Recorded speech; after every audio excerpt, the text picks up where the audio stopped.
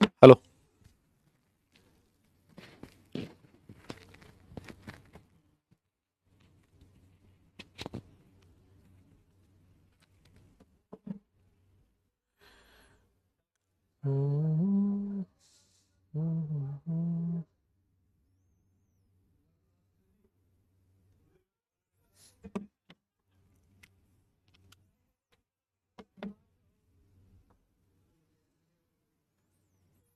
हाँ जी।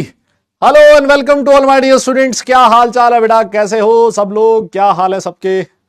एक बार फिर से आप सब लोगों का welcome. Lakshya JEE 2026 batch P block element हम लोग पढ़ रहे हैं और आज इसका लेक्चर नंबर 3 है। कैसे हैं? वेरी गुड इवनिंग, नमस्कार आप सब लोगों को, गुड इवनिंग। हाँ जी,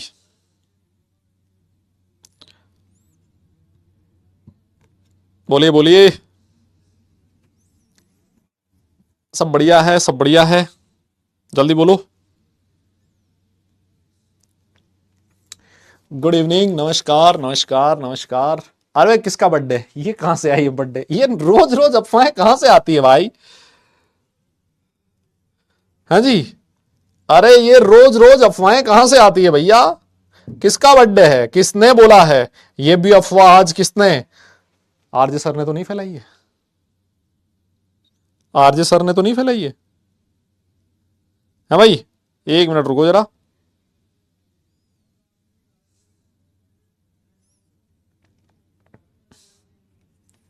हाँ, किसने फैलाई जल्दी से बताओ। ये अफवाह फैलाई किसने है? एक मिनट रुको फिर आप, एक मिनट रुको। हाँ, एक मिनट रुको आप।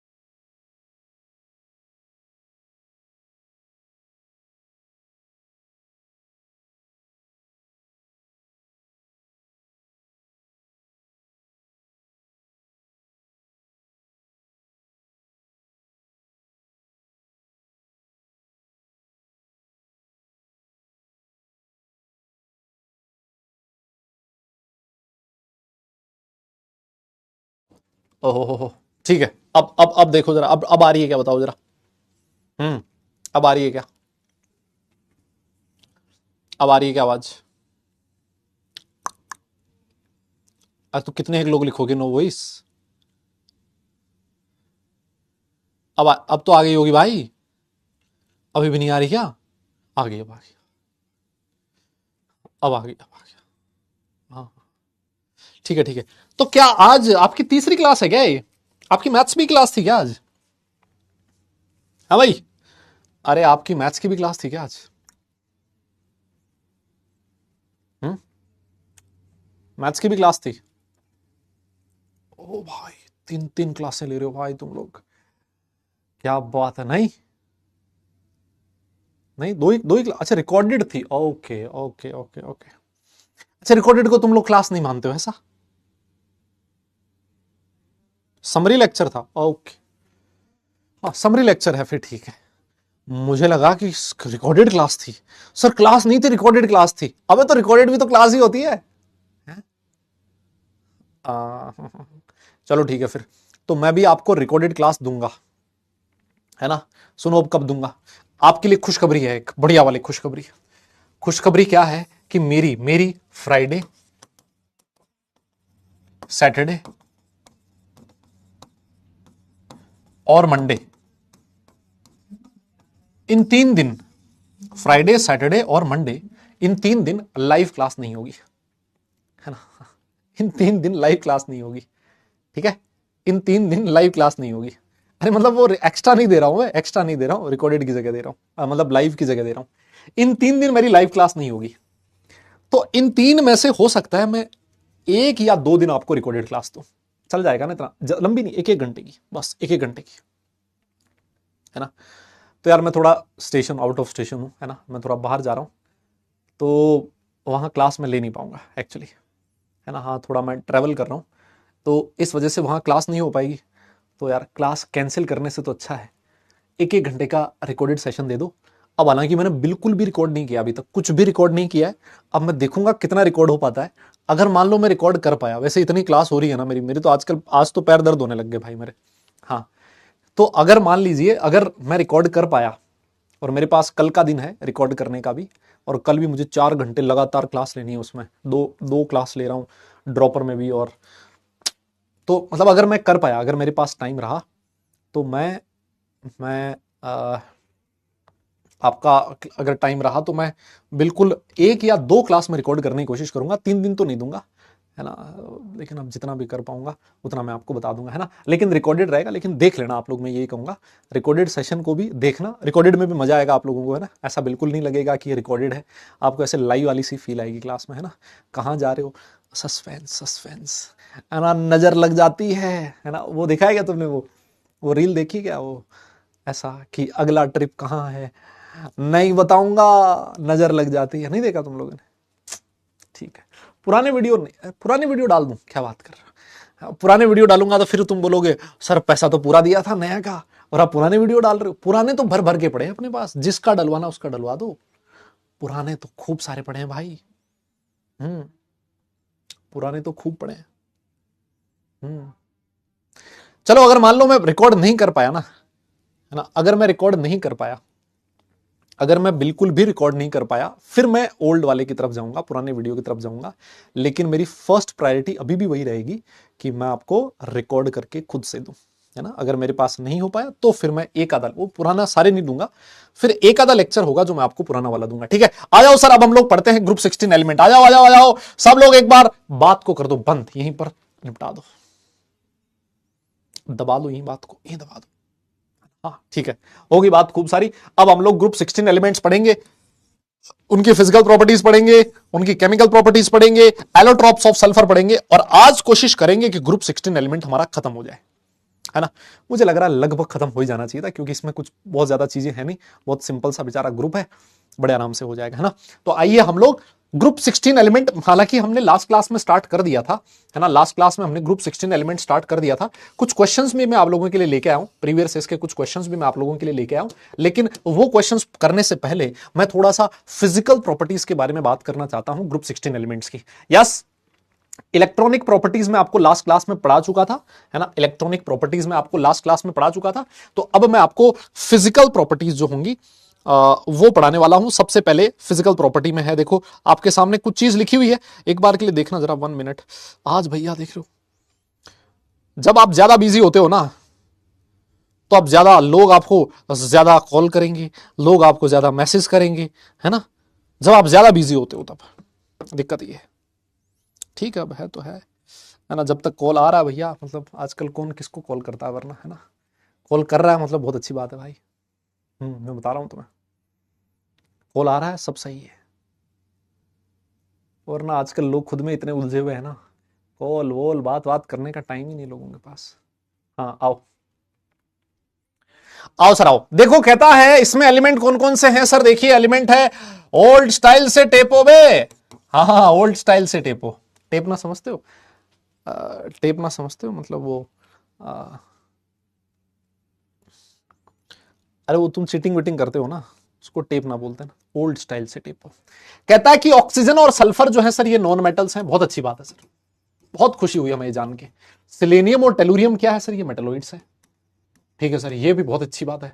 और मैंने कहा ये जो पोलोनियम है ना तेरा, ये मेटल है, लेकिन पता है इसकी खास बात क्या है? ये मेटल तो है लेकिन ये रेडियो एक्टिव मेटल है। बोले क्या बात कर रहे हो सर? मैंने कहा हाँ, ये एक रेडियो एक्टिव मेटल है। वाह सर मजा आ गया। और ये एक ऐसा रेडियो एक्टिव मेटल है ना, हाँ ऐसा रेडियो एक्टिव मेटल है जिसका हाफ लाइफ पता है कितना है? 13.8 डेज का। बता देख रहे हो तुम लोग, हाफ लाइफ 13.8 डेज है। देख रहे हो, कार्बन हंस रहा होगा इसके चेहरे पे। बोले साला मेरा है हजारों साल हाफ लाइफ, तेरा सिर्फ 13.8 डेज है। सिर्फ 13 मतलब 13.8 डेज बाद ये आधा रह जाएगा, फिर अगले 13 डेज और आधा आधा आधा। काइनेटिक्स पढ़ के आए हो तुम तो, है ना? तुम्हें क्या पढ़ाना, मतलब तुम्हें हाफ लाइफ समझाना और जलते हुए सूरज को दिया दिखाना एक जैसा है ना? मतलब अब ऐसा करके मैं तुम्हारी बेइज्जती थोड़ी करूंगा कि मैं तुम्हें हाफ लाइफ समझाऊंगा, है ना? हाँ तो सर एक चीज मुझे यहां से पता लग रही है कि डाउन द ग्रुप जाने पर सर जो मेटालिक कैरेक्टर है वो बढ़ रहा है सर। ये तो मुझे बिल्कुल पता लग रहा है ना। डाउन द ग्रुप जाने पर मेटालिक कैरेक्टर बढ़ रहा है ना। और मैं आपकी जानकारी के लिए और बता दूं, ये क्योंकि है ना, क्योंकि ये जो आपका पोलोनियम है, क्योंकि एक रेडियो एक्टिव एलिमेंट है, इस वजह से हम लोग इस पोलोनियम के बारे में ज्यादा चीजें नहीं देखेंगे। देखो मैं आपको बताऊं, है ना, इसके बारे में हम लोग ज्यादा चीजें नहीं देखेंगे। यस, क्योंकि वैसे ही इसके बारे में बहुत कम इंफॉर्मेशन अवेलेबल है। रेडियो एक्टिव सब्सटेंस है, कंपाउंड बनाता है नहीं बनाता वो अलग बात है ना। तो इसके बारे में हम लोग ज्यादा बात नहीं करेंगे। कहता है कि all these elements exhibit allotropy, सब भर भर के एलोट्रोपी शो करते हैं ना। और अगर भर भर के एलोट्रोपी शो करेंगे, लेकिन सर हमारे सिलेबस में सिर्फ और सिर्फ किसके एलोट्रोप्स पढ़ने हैं? हमारे सिलेबस में सिर्फ और सिर्फ सल्फर के एलोट्रोप्स पढ़ने हैं। हम लोग सल्फर के एलोट्रोप्स पढ़ेंगे। हालांकि सल्फर के एलोट्रोप्स भी जेई के सिलेबस, मेंस के सिलेबस में मेंशन नहीं कर रखे, लेकिन देख लेंगे हम लोग, है ना। अगला पॉइंट यह लिखता है कि the melting and boiling point increases with in increase in atomic number down the group. Yes, अगर मैं मेल्टिंग पॉइंट या बॉइलिंग पॉइंट की बात करूं, ओल्ड स्टाइल से टेपो, सर ये बॉइलिंग पॉइंट का ऑर्डर है, और यही सेम ऑर्डर किसका होगा? मेल्टिंग पॉइंट का ऑर्डर होगा। दोनों में यही ऑर्डर होगा, है ना। मेल्टिंग पॉइंट और बॉइलिंग पॉइंट का ऑर्डर डाउन द ग्रुप जाने पर इंक्रीज करता है। ठीक है सर। लेकिन कोई बोलेगा कि सर आपने इसमें टेलुरियम को क्यों नहीं इंक्लूड कर रखा? मैंने कहा देख, टेलुरियम जो होता है ना, वो एक रेडियो एक्टिव एलिमेंट होता है, और टेलुरियम की जो प्रॉपर्टीज होती है जनरली उनको इन सब के साथ नहीं पढ़ा जाता रेडियो एक्टिव एलिमेंट्स को, है ना। ठीक है ठीक है ठीक है। तो सर क्या करें? मैंने कहा अगर तो फिर भी अगर तू इसमें टेलुरियम को कंसिडर करना चाहता है, अगर तेरी मर्जी है, अगर तू टेलुरियम को कंसिडर करना चाहता, सॉरी पोलोनियम को कंसिडर करना चाहता है ना, तो पोलोनियम पहले आएगा फिर टेलुरियम आएगा, है ना। और यहां पर भी दोनों में ऑर्डर लेकिन सेम रहेगा। यहां पर भी पोलोनियम पहले आएगा और टेलुरियम बाद में आएगा, है ना। ये तेरा बॉइलिंग पॉइंट और मेल्टिंग पॉइंट का ऑर्डर हो जाएगा ना। थोड़ा सा तुझे ऊपर नीचे करना पड़ेगा। पोलोनियम जो है उसकी वो पहले आ जाएगा ना। और रीजन वापस वही है, डाउन द ग्रुप जाने पर poor shielding of D and F electrons होता है। हाँ पोलोनियम बेटा, पोलोनियम, है ना।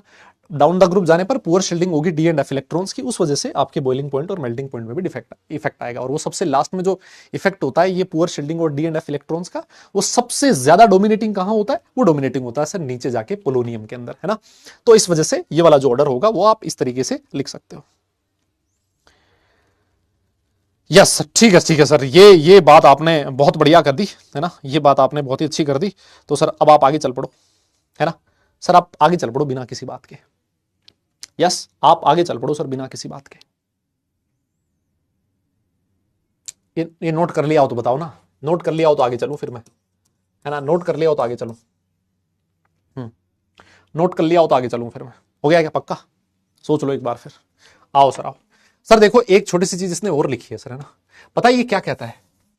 ये कहता है कि डाउन द ग्रुप जाने पर मेल्टिंग और बॉइलिंग पॉइंट तो बढ़ रहा है, ये बहुत अच्छी बात है, लेकिन पता है ऑक्सीजन से सल्फर पे जाते हैं ना तो एकदम से बढ़ता है। समझ रहे हो? ऑक्सीजन से सल्फर पे जाते हैं तो एकदम से बढ़ता है। रीजन क्या है? रीजन बहुत सिंपल है। अरे सर बेचारा हमारा ऑक्सीजन है O2 की फॉर्म में एग्जिस्ट करता है, और ये जो सल्फर है वो S8 की फॉर्म में एग्जिस्ट करेगा।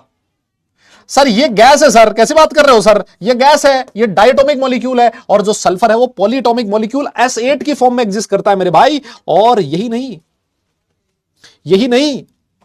जो तुम्हारा सेलेनियम है वो भी S8 की फॉर्म में एग्जिस्ट करता है, और जो टेलुरियम होता है ये तो बड़ा ऐसे मेटालिक से बॉन्ड बना लेता है ना। तो मैं आप, अरे पुअर शील्डिंग हर जगह अब तुम लोग मतलब पुअर शील्डिंग घुसा दोगे हैं, हर जगह तुम लोग पुअर शील्डिंग घुसा दोगे मतलब है। सुनो मेरी बात भाई, ऑक्सीजन आपने कहा सर O2 गैस होता है ना, सल्फर क्या होता है सर, सल्फर तो सॉलिड होता है सर, S8 तो सॉलिड होता है सर, मतलब ये जो तीनों है ना भाई, ये है सॉलिड, ये है सॉलिड। लेफ्ट टू राइट जा रहा हूं अगर मैं, तो मेल्टिंग और बॉइलिंग पॉइंट बढ़ेगा, लेकिन यहां से यहां जाने में बहुत ज्यादा बढ़ता है। क्यों बढ़ रहा है भाई साहब, गैस से सॉलिड बढ़ रहा है यार, गैस और सॉलिड के बॉइलिंग पॉइंट और मेल्टिंग पॉइंट में तो खूब सारा डिफरेंस होगा ना यार, तुम बोल ही नहीं रहे हो यार, क्या तुम मेरी बात समझ पा रहे हो क्या?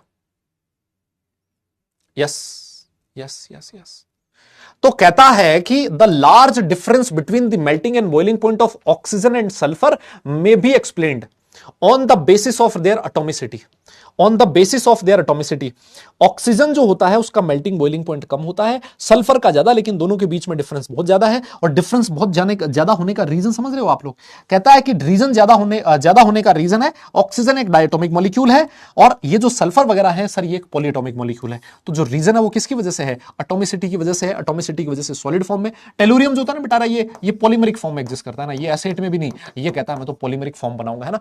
तो इसी वजह से लेफ्ट टू राइट जाने पर मेल्टिंग और बॉइलिंग पॉइंट बढ़ रहा है। सिंपल कहानी, कुछ ज्यादा तुम्हें टेंशन नहीं लेना, बस इतना सा जो लिखा है वो ध्यान रख लो, है ना। ऑर्डर तुमसे पूछेगा और इसके अलावा कोई बहुत ज्यादा इंफॉर्मेशन तुमसे नहीं पूछेगा, लेकिन फिर भी कोई अगर तुमसे पूछ ले तो कहता है कि किस बेस पे एक्सप्लेन किया जा सकता है, उनकी एटॉमिसिटी के बेसिस पे। ये डायटोमिक है, ये पॉलीटोमिक है, बॉन्डिंग ज्यादा है, ज्यादा नंबर ऑफ बॉन्ड को ब्रेक करना है, कम नंबर ऑफ बॉन्ड को ब्रेक करना है, आसानी से मेल्ट हो जाएगा, यहां पर टेम्परेचर ज्यादा देना पड़ेगा, सिंपल। हाँ, एसिड का स्ट्रक्चर क्राउन स्ट्रक्चर होता है, वो मैं आगे पढ़ाऊंगा आपको, है ना, चिंता मत करो, सब पढ़ाएंगे ना, क्राउन स्ट्रक्चर भी पढ़ाएंगे, डोंट वरी। यस, हाँ ये नोट करो, और ये नोट हो जाए तो फिर डन लिखो, फिर मैं आपको आगे ले चलूंगा, फिर मैं आपको आगे ले चलूंगा, हाँ फिर मैं आपको आगे ले चलूंगा।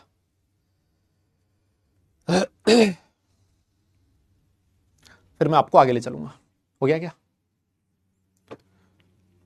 आप चाहो तो इसमें डेंसिटी का ऑर्डर भी लिख सकते हो, if you want to write my dear student, आप लोग चाहो तो डेंसिटी का ऑर्डर भी लिख सकते हो ना, डेंसिटी कोई एक्सेप्शन नहीं है, डेंसिटी डाउन द ग्रुप जाने पर इंक्रीज करेगी, ग्रुप 15 में भी इंक्रीज कर रही थी, यहां पर भी इंक्रीज करेगी, ओल्ड स्टाइल से टी, है ना।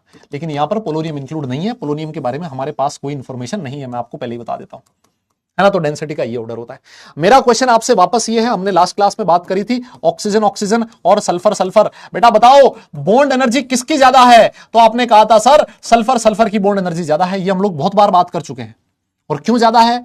बिकॉज सर ऑक्सीजन जो सल्फर की साइज बड़ी होती हुई भी बॉन्ड एनर्जी ज्यादा, देख रहे हो तुम लोग। क्यों सर? ऑक्सीजन की साइज छोटी है, मैं वापस समझा देता हूं, ये चीज एकदम दिमाग में तुम्हारे एकदम घर कर जानी चाहिए, घर कर जानी चाहिए कि हाँ मतलब ये बात आप सही कह रहे हो सर, है ना। और रात को 3 बजे भी ये चीज याद होनी चाहिए।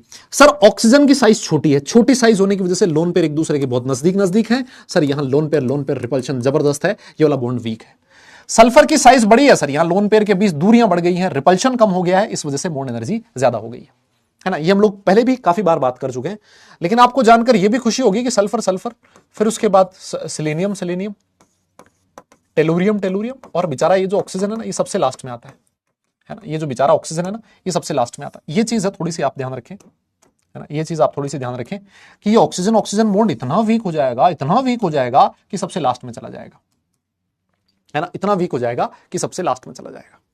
ये छोटी सी इंफॉर्मेशन है जो मैं आप लोगों से चाह रहा हूं आप लोग ध्यान में रखें, है ना। तो ये डेंसिटी का ऑर्डर और ये जो बॉन्ड, ये किसका ऑर्डर है बेटा? बॉन्ड एनर्जी का ऑर्डर, है ना। तो ये दो चीज लिख लें, हमारी तरफ से फिजिकल प्रॉपर्टीज खत्म हो चुकी है, बस यही है। हाँ बस हमारी तरफ से फिजिकल प्रॉपर्टीज खत्म हो चुकी है, आप ऐश कीजिए, आप ऐश कीजिए। यस, डन है क्या? यस, हाँ जी, आप ऐश कीजिए। हाँ, ऑक्सीजन ऑक्सीजन सिंगल बॉन्ड को हम लोग प्रॉक्सी बॉन्ड भी कहते हैं, बिल्कुल कहते हैं भाई, बिल्कुल कहते हैं, है ना, इसमें कोई दो राय नहीं है। कोई दो राय नहीं है इसमें, हम तो जो आपको वैसे कह लेंगे, ऐसे क्या बात है ना, सही बात कहोगे तो। आओ सर, इसके बाद हम लोग आगे चल लेते हैं किस पे? केमिकल प्रॉपर्टीज के ऊपर। बहुत आसान है भाई, बहुत आसान है। देखो मैं जैसे ही, एक चीज मुझे और बताओ, अगर मैं इनकी ऑक्सीडेशन स्टेट पे तुमसे कमेंट करने को बोलूं, सोचो आपने क्या कहा आपने ये कहा कि सर इनकी जो इनका जो इलेक्ट्रॉनिक कॉन्फ़िगरेशन है वो NH2NP4 है सर, है ना? ये है सर, बिल्कुल है। मुझे एक बात बताइए, क्या ये -2 ऑक्सीडेशन नंबर शो कर सकते हैं क्या? क्या इनका ऑक्सीडेशन नंबर -2 हो सकता है क्या? सोचो एक बार, क्या इनका ऑक्सीडेशन नंबर -2? अरे सर होता है, ये देखो H2O में ऑक्सीजन -2 ऑक्सीडेशन स्टेट शो करता है सर, है ना सर? इसमें कौन सी बड़ी बात है? मेरा क्वेश्चन आपसे ये है, आपको क्या लगता है इस माइनस ऑक्सीडेशन स्टेट शो करने की जो टेंडेंसी है, ये जो -2 ऑक्सीडेशन स्टेट शो करने की जो टेंडेंसी है, डाउन द ग्रुप जाने पर डिक्रीज करनी चाहिए या इंक्रीज करनी चाहिए? तुम्हारा दिल क्या कहता है? यस, ये डाउन द ग्रुप जाने पर -2 ऑक्सीडेशन स्टेट शो करने की जो टेंडेंसी है वो डिक्रीज करनी चाहिए या फिर इंक्रीज करनी चाहिए? क्या कहता है तुम्हारा दिल? कर सकता है, हाँ +4 +6 तो कर ही सकता है। देखो लोअर ऑक्सीडेशन स्टेट +4 है, ये +6 भी कर सकता है, वो बात तो अलग है। लेकिन मैं ये कह रहा हूं कि डाउन द ग्रुप जाने पर -2 ऑक्सीडेशन स्टेट शो करने की टेंडेंसी इंक्रीज, बहुत बढ़िया, दिल खुश कर दिया भाई तुमने। अरे सर आपने अभी थोड़ी देर पहले बोला डाउन द ग्रुप जाने पर मेटालिक कैरेक्टर बढ़ता है और मेटल की टेंडेंसी इलेक्ट्रॉन लूज करने की होती है। अब आप पोलोनियम को बोलोगे -2, पोलोनियम बोलेगा थप्पड़ मारूंगा, ये कह रहा मैं मेटल हूं, मेरे ऊपर नेगेटिव चार्ज स्टेबल नहीं है। जनरली मेटल की ऑक्सीडेशन स्टेट पॉजिटिव होती है, तो डाउन द ग्रुप जाने पर नेगेटिव ऑक्सीडेशन स्टेट शो करने की टेंडेंसी डिक्रीज करती है। डिक्रीज क्यों कर रही है? क्योंकि सर डाउन द ग्रुप जाने पर मेटालिक कैरेक्टर बढ़ता है और डाउन द ग्रुप जाने पर इलेक्ट्रॉन लूज करना आसान होता है। मेटालिक कैरेक्टर बढ़ेगा, मेटल का चार्ज पॉजिटिव होता है, उनकी ऑक्सीडेशन स्टेट पॉजिटिव होती है ना सर? ये तो समझ में आ गया। अब मुझे एक बात और बताओ, तुम ऑक्सीजन के बारे में बताओ। देखो ऑक्सीजन जो होता है ना, उसकी इलेक्ट्रॉन नेगेटिविटी हाईली, बहुत ज्यादा होती है, हाईली इलेक्ट्रोनेगेटिव होता है ना? इस वजह से जनरली आपने ऑक्सीजन की जो ऑक्सीडेशन स्टेट होगी वो माइनस में ही देखी होगी, है ना? ऑक्सीजन पे आपने मैक्सिमम ऑक्सीडेशन स्टेट जनरली आप लोगों ने -2 ही देखी होगी मैक्सिमम टाइम, जब वो कंपाउंड बनाता है। लेकिन क्या ऑक्सीजन पॉजिटिव ऑक्सीडेशन स्टेट भी शो कर सकता है क्या? यस, हाँ, इसी कॉन्सेप्ट से सोचना था, बहुत बढ़िया बात है। मुझे एक बात बताओ, क्या आपका जो ऑक्सीजन है वो पॉजिटिव ऑक्सीडेशन स्टेट भी शो कर सकता है क्या? बताना जरा, क्या ऑक्सीजन पॉजिटिव ऑक्सीडेशन स्टेट भी शो कर सकता है क्या? बोलो बोलो बोलो, कर सकता है क्या? हाँ सर, अरे भाई साहब, अगर इस ऑक्सीजन को कौन मिल गया? फ्लोरीन मिल गया सर। अरे सर OF2 मिल गया तो ऑक्सीजन +2 हो जाएगा, और O2F2 हो गया तो सर ऑक्सीजन +1 हो जाएगा सर। अगर इसको फ्लोरीन मिल जाए, इससे भी ज्यादा इलेक्ट्रोनेगेटिव एलिमेंट मिल जाए, तो फ्लोरीन की ऑक्सीडेशन नंबर नेगेटिव होगा, ऑक्सीजन का पॉजिटिव होगा। ऑक्सीजन पे इस केस में पॉजिटिव चार्ज आ सकता है, लेकिन वो किसके साथ आएगा? सिर्फ और सिर्फ फ्लोरीन के साथ आएगा, क्योंकि ऑक्सीजन से ज्यादा इलेक्ट्रोनेगेटिव कौन है? फ्लोरीन ही है। सर ऑक्सीजन की ऑक्सीडेशन स्टेट -1 भी हो सकती है ना? आप लोग पेरोक्साइड आयन बोलते हो ना, O22- बेटा पेरोक्साइड आयन है। तो पेरोक्साइड आयन में देखो ना, आपका ऑक्सीजन का ऑक्सीडेशन स्टेट कितना है? -1 है, और O2- सुपर ऑक्साइड है, तो सर सुपर ऑक्साइड में ऑक्सीजन जो होता है उसकी ऑक्सीडेशन स्टेट -1/2 होती है। तो ये दो चीज छोटी सी है जो आपको ध्यान में रखनी है। इसके अलावा बाकी जो एलिमेंट है, जैसे ऑक्सीजन जनरली -2 दिखाएगा, इनके साथ प्लस दिखा सकता है। बाकी जो एलिमेंट होते हैं वो +2 +4 +6 डिफरेंट ऑक्सीडेशन स्टेट शो कर सकते हैं, है ना? तो उनपे आपको बहुत ज्यादा सोचने की जरूरत नहीं, वो +2 भी कर सकते हैं, +4 भी कर सकते हैं, +6 भी कर सकते हैं ना? तो नेक्स्ट स्लाइड में आपके सामने यही प्रस्तुत करना चाहता हूं, और मैं आपसे जानना चाहता हूं कि ये जो 3 पॉइंट लिखे हैं, इन 3 पॉइंट में से ऐसा कौन सा पॉइंट है जो आपको लगता है कि आपको नहीं समझ में आया है, जो आपको नहीं समझ में आया है? यहां आप चाहो तो रीजन लिख सकते हो, मेटालिक कैरेक्टर इंक्रीजेस, ताकि आपको याद रहे। तीनों पॉइंट एक बार अच्छे से पढ़ो और मुझे बताओ। हाँ ये लिखना है, खैर सर ये लिखना है क्या? तो और क्या करना है बेटा?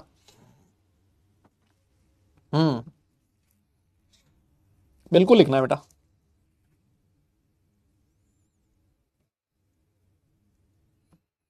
बिल्कुल लिखना है भाई साहब।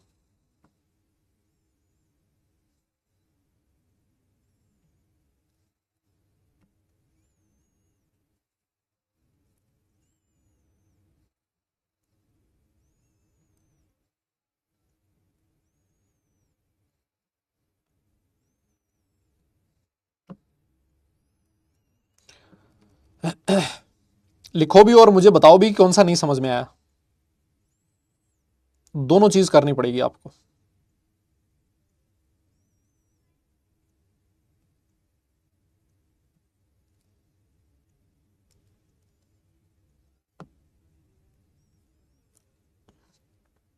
हो गया, चलू मैं आगे चलू? डन है पक्का? पोलोनियम वाला, अरे पोलोनियम मेटल है यार, मेटल है तो उस पर -2 ऑक्सीडेशन स्टेट नहीं समझ में, क्या दिक्कत है इसमें? Fourth point And stability of -2 oxidation state decreases down the group. Polonium -2 oxidation state hardly show करता है. Electronegativity of oxygen is very high. It shows only negative oxidation state -2 except in the case of OF2 and O2F2. इसमें भी +1 दिखाता है. Other element of the group exhibit +2, +4, +6 oxidation state. +4 and +6 are more common है ना. Generally आप लोग +4 और +6 ही देखोगे. जैसे आप लोगों ने SF6 देखा है ना, SF4 देखा है ना, TEF4 देखा है ना. तो यहां पर आप जनरली +4 देखोगे, लेकिन ऐसा नहीं है कि कसम खाली हो कि ना हम +2 तो दिखाएंगे नहीं, +2 भी दिखा सकते हैं. मेरा क्वेश्चन आपसे ये है कि डाउन द ग्रुप जाने पर +6 ऑक्सीडेशन स्टेट की स्टेबिलिटी कम होगी या बढ़ेगी. मेरा क्वेश्चन आपसे ये है, जल्दी बताओ. डाउन द ग्रुप जाने पर +6 ऑक्सीडेशन स्टेट की स्टेबिलिटी इंक्रीज करेगी या फिर डिक्रीज करेगी. +6 ऑक्सीडेशन स्टेट की स्टेबिलिटी डिक्रीज करेगी या इंक्रीज करेगी. पक्का ना? सोच लो बे. यस. क्यों? Because of inert pair effect. Sir हमने पढ़ा है कि +6 ऑक्सीडेशन स्टेट कब होगा? जब वो NS इलेक्ट्रॉन्स बॉन्ड फॉर्मेशन में और NP दोनों करें, तब जाके +6 होगा सर. लेकिन हमने पढ़ा डाउन द ग्रुप जाने पर NS इलेक्ट्रॉन्स का बॉन्ड फॉर्मेशन में पार्टिसिपेशन धीरे धीरे कम होने लगता है. अगर ये बॉन्ड फॉर्मेशन में पार्टिसिपेट नहीं करेगा तो सर +6 ऑक्सीडेशन स्टेट की stability down the group decrease करेगी और +4 ऑक्सीडेशन स्टेट की stability down the group increase करेगी.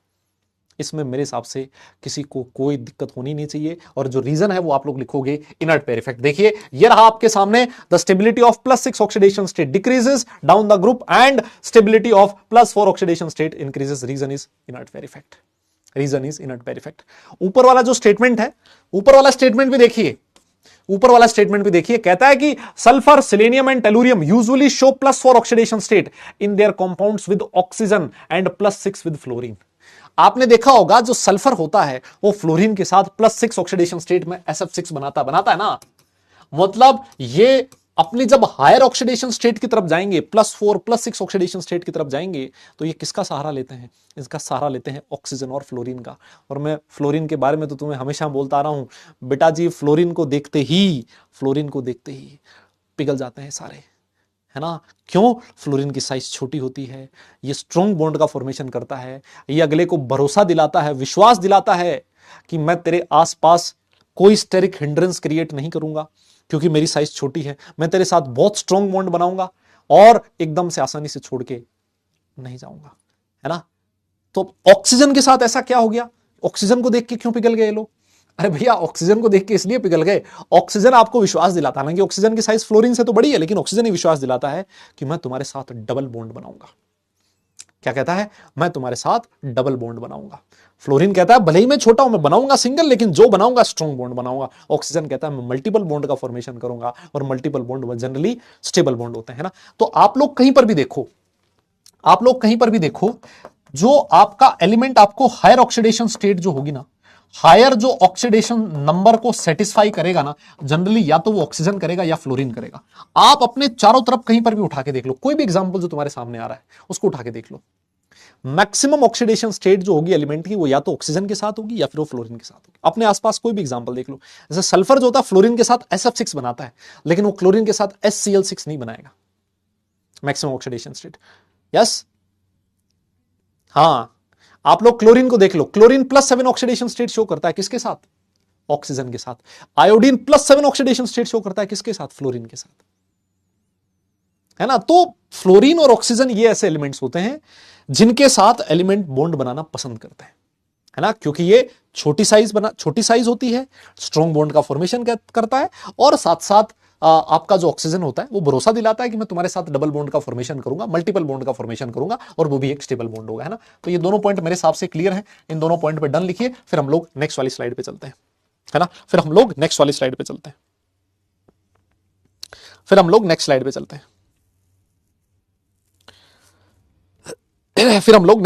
हैं बेटा.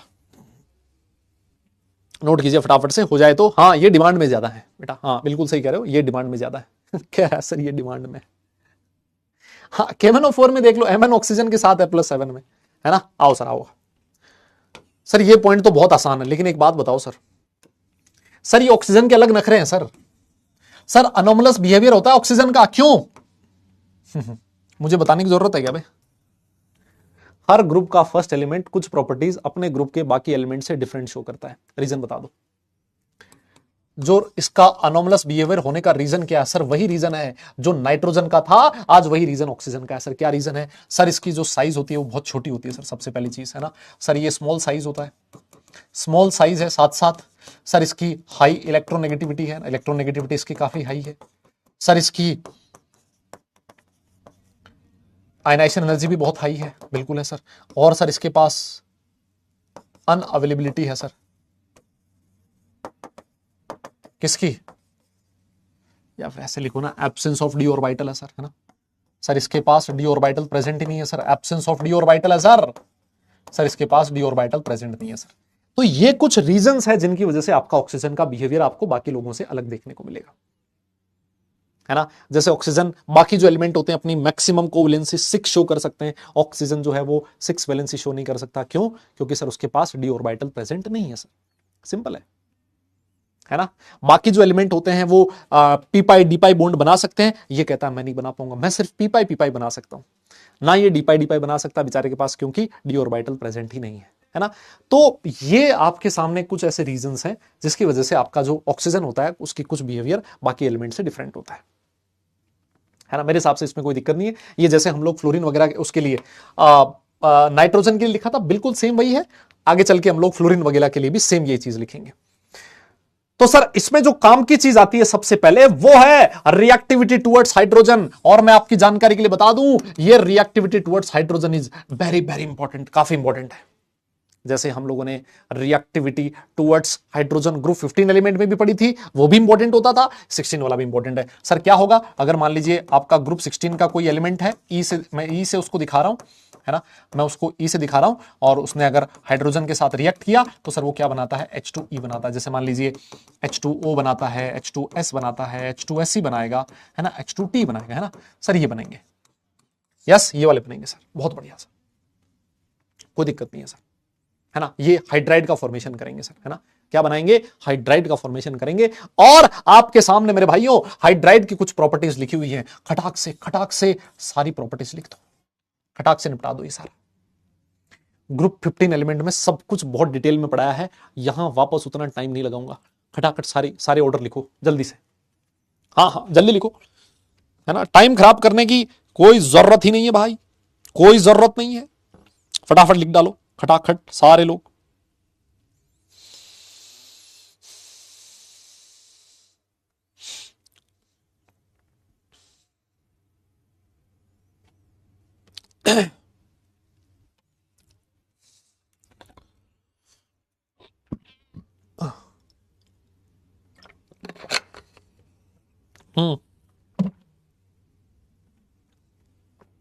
फटाफट लिखो सब कुछ।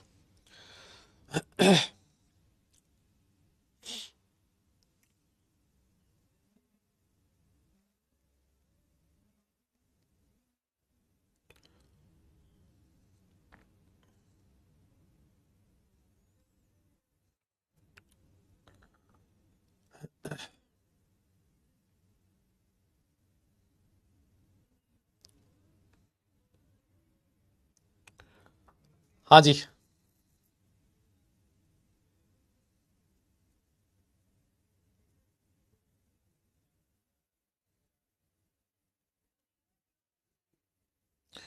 अरे हो गया क्या? हो गया क्या? हो गया क्या? डन है? लो आओ सर, देखो सबसे पहले बॉन्ड लेंथ की बात करते हैं। सर बॉन्ड लेंथ कब बढ़ती है? सर जब साइज बढ़ती है एटम्स की, है ना। जैसे जैसे एटम्स की साइज बड़ी होगी दो एटम्स के बीच, सर बॉन्ड लेंथ ज्यादा होगी। और अगर बॉन्ड लेंथ ज्यादा है तो सर बॉन्ड एनर्जी छोटी हो जाएगी, है ना, बॉन्ड एनर्जी कम हो जाएगी सर। लंबा बॉन्ड आसानी से टूटेगा, है ना, क्योंकि वहां पर फोर्स ऑफ अट्रैक्शन कम रहा होगा एटम्स के बीच।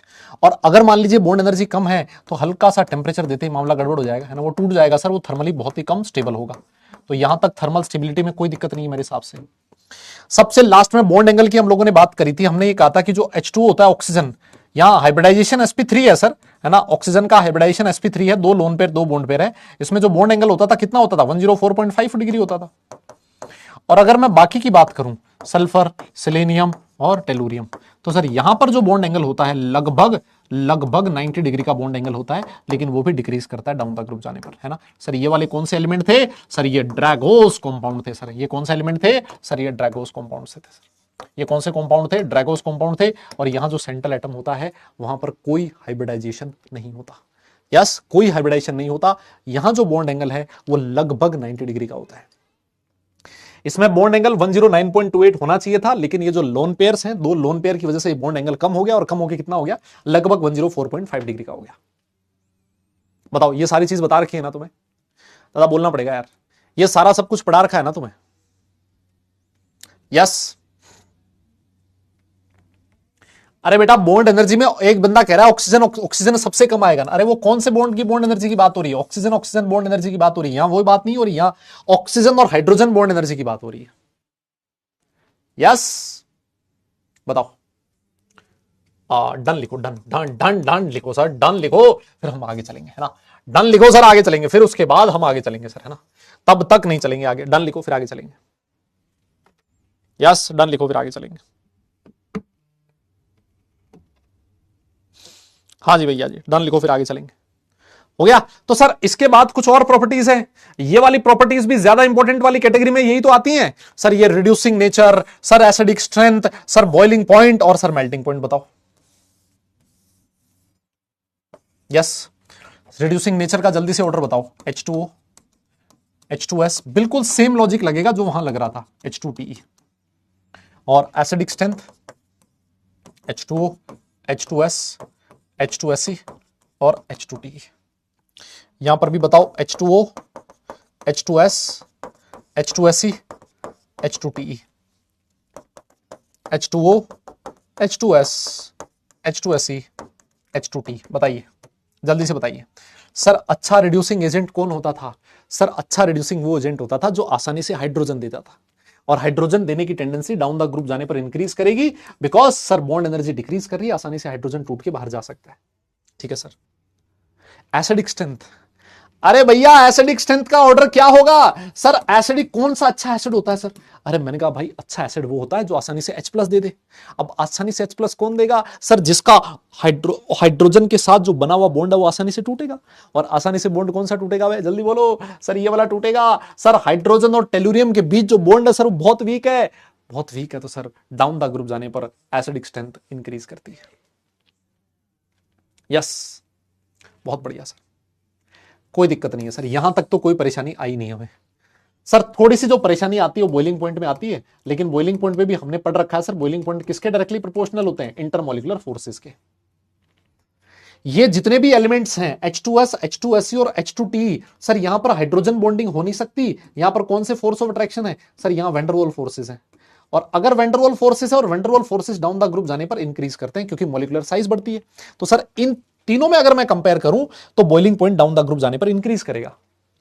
लेकिन सर ये जो वाटर है, वाटर के दो मॉलिक्यूल के बीच कौन सा फोर्स ऑफ अट्रैक्शन होता है? हाइड्रोजन बॉन्ड होता है, और हाइड्रोजन बॉन्ड की जो स्ट्रेंथ होती है सर वो वैन फोर्स से ज्यादा होती है। इसका मतलब सर इसका जो बॉइलिंग पॉइंट है वो H2S से ज्यादा होना चाहिए, है ना। बॉइलिंग पॉइंट की वजह से, बॉइलिंग पॉइंट की वजह से ये सर इसका बॉइलिंग पॉइंट बढ़ जाएगा, सॉरी हाइड्रोजन बॉन्डिंग की वजह से बॉइलिंग पॉइंट बढ़ जाएगा। अब ये बॉइलिंग पॉइंट बढ़ के कितना ज्यादा हो जाता है ये मैं आपको बता दूं। बॉइलिंग पॉइंट बढ़ के इतना ज्यादा हो जाता है H2S, H2SE, H2TE, और आज सबसे आगे आ जाता है। इतना इसका बॉइलिंग पॉइंट बढ़ जाएगा कि सबसे आगे आ जाएगा। और ये जो मेल्टिंग पॉइंट है उसका भी सेम यही ऑर्डर है। मेल्टिंग पॉइंट और बॉइलिंग पॉइंट का दोनों का सेम यही ऑर्डर है। जैसे हम लोगों ने लिखा था हाइड्रोजन बॉन्डिंग की वजह से NH3 का भी बढ़ता है ना, NH3 का बॉइलिंग पॉइंट भी बढ़ता है, लेकिन सर वो उतना ही बढ़ता है कि वो तीसरे नंबर पे आ सके। ये तीसरे नंबर पे नहीं, पहले नंबर पे चला जाता है। बोलिए sir, but metallic character increase होता है ना? हाँ मेटालिक कैरेक्टर इंक्रीज होता है, तो क्या करें? नहीं क्या करें बताओ? हाँ ये 11th में पढ़ा रखा है ये ऑर्डर मैंने आपको। हाइड्रोजन बॉन्डिंग ये मैंने बॉइलिंग पॉइंट के ऑर्डर 11th में भी करवा रखे हैं। जिस बच्चे ने इनऑर्गेनिक केमिस्ट्री मेरे से पढ़ा है, मैंने कॉन्सिक्वेंसेज ऑफ हाइड्रोजन बॉन्डिंग करके एक टॉपिक पढ़ाया था, और उसमें सारी चीज लिखवाई थी। कॉन्सिक्वेंसेज ऑफ हाइड्रोजन बॉन्डिंग में उसमें बहुत सारी चीजें थी, उसमें से एक ये चीज थी, है ना। नोट करो सर, इसको नोट कर लो, फिर आगे चलते हैं, है ना, फिर आगे चलते हैं। यस, हाँ, डन है क्या? यस, चले आगे चलें। सर एक आधा क्वेश्चन करें क्या? देखो, देख रहे हो तुम 2023 जे मेन का क्वेश्चन देखो, तुम 2023 जे मेंस का क्वेश्चन देखो। अब इस पे तो बोल देते हुए भी शर्म आएगी मुझे, है ना, पोल देते हुए भी शर्म आएगी। देखो क्या कह रहा है, बॉन्ड डिसोसिएशन एनर्जी का ऑर्डर पूछा है तुमसे, H2E किस किस में, H2O, H2S, H2SE and H2T, bond energy का ऑर्डर पूछा है। अभी मैं बता के आया हूं, अभी बता के आया हूं, अभी बता के आया हूं। बताओ क्या ये बॉन्ड एनर्जी का ऑर्डर होता था क्या? क्या ABCD ऑर्डर आएगा क्या? बताओ, नहीं तुम खुद बता दो। ये 2023 जे मेंस के क्वेश्चन है। इनऑर्गेनिक केमिस्ट्री इसीलिए बोला जाता है ना, इनऑर्गेनिक केमिस्ट्री इसीलिए बोला जाता है दगा नहीं देती, है ना, इनऑर्गेनिक केमिस्ट्री बहुत वफादार है बेटा, बहुत वफादार है। ये तो क्वेश्चन देखो, ये क्वेश्चन देखो, 2022 जी मेंस में क्वेश्चन आया। क्या कह रहा था, correct order of melting point of hydrides of group 16 element, melting point का ऑर्डर पूछा है। बताओ क्या ये ऑर्डर लिखवाया क्या अभी थोड़ी देर पहले? सीधा क्वेश्चन आ गया, मेल्टिंग पॉइंट का order. Option number A correct होगा सर। बताइए क्या दिक्कत आई? नहीं बताओ, तुम बताओ, कोई जोर आया क्या इसमें? नहीं आया सर, कोई जोर नहीं आया सर। हम लोग अब डायरेक्ट बात करेंगे किसकी? रिएक्टिविटी विद ऑक्सीजन की। यस, हम लोग किसकी बात करेंगे? रिएक्टिविटी विद ऑक्सीजन की।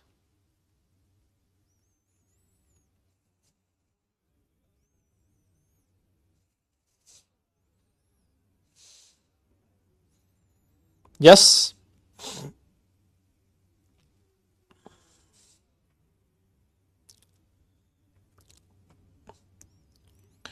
बताइए,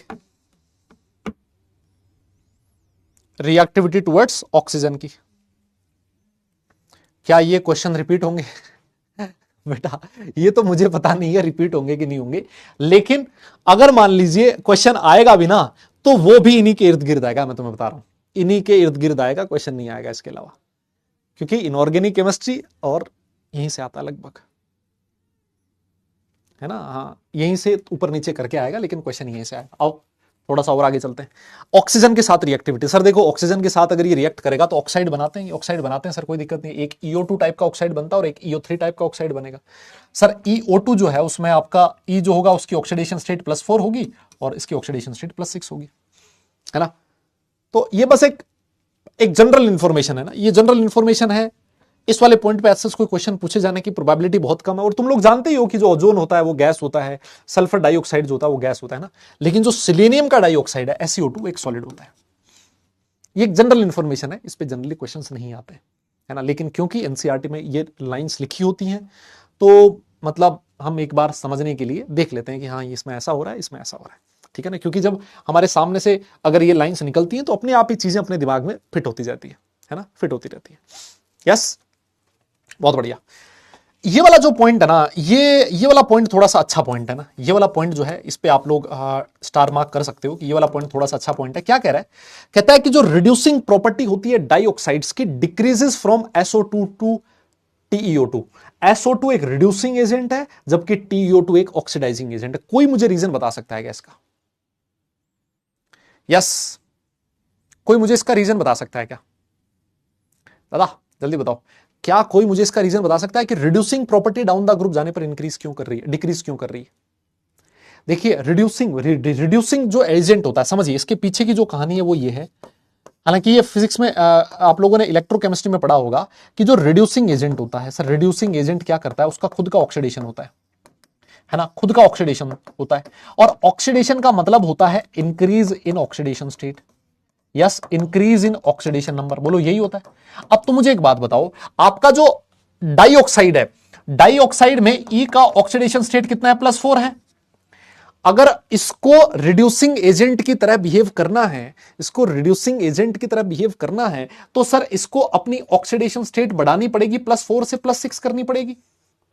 और अभी हमने कहा डाउन द ग्रुप जाने पर +6 ऑक्सीडेशन स्टेट की स्टेबिलिटी डिक्रीज करती है, मतलब डाउन द ग्रुप जाने पर ऑक्सीडाइज होने की टेंडेंसी डिक्रीज करती है। और अगर ऑक्सीडाइज नहीं होगा तो सर रिड्यूसिंग नेचर डिक्रीज कर जाएगा, उसकी ऑक्सीडेशन स्टेट बढ़ती नहीं है। क्योंकि डाउन द ग्रुप जा रहे हो तो सर आपका जो टेलुरियम है वो कहता है भाई मैं तो +6 नहीं दिखाऊंगा। जब तू +6 दिखा ही नहीं सकता तो सर वो रिड्यूसिंग एजेंट नहीं हो सकता। इसको आप एक तरीके से और भी समझ सकते थे, है ना, हाँ,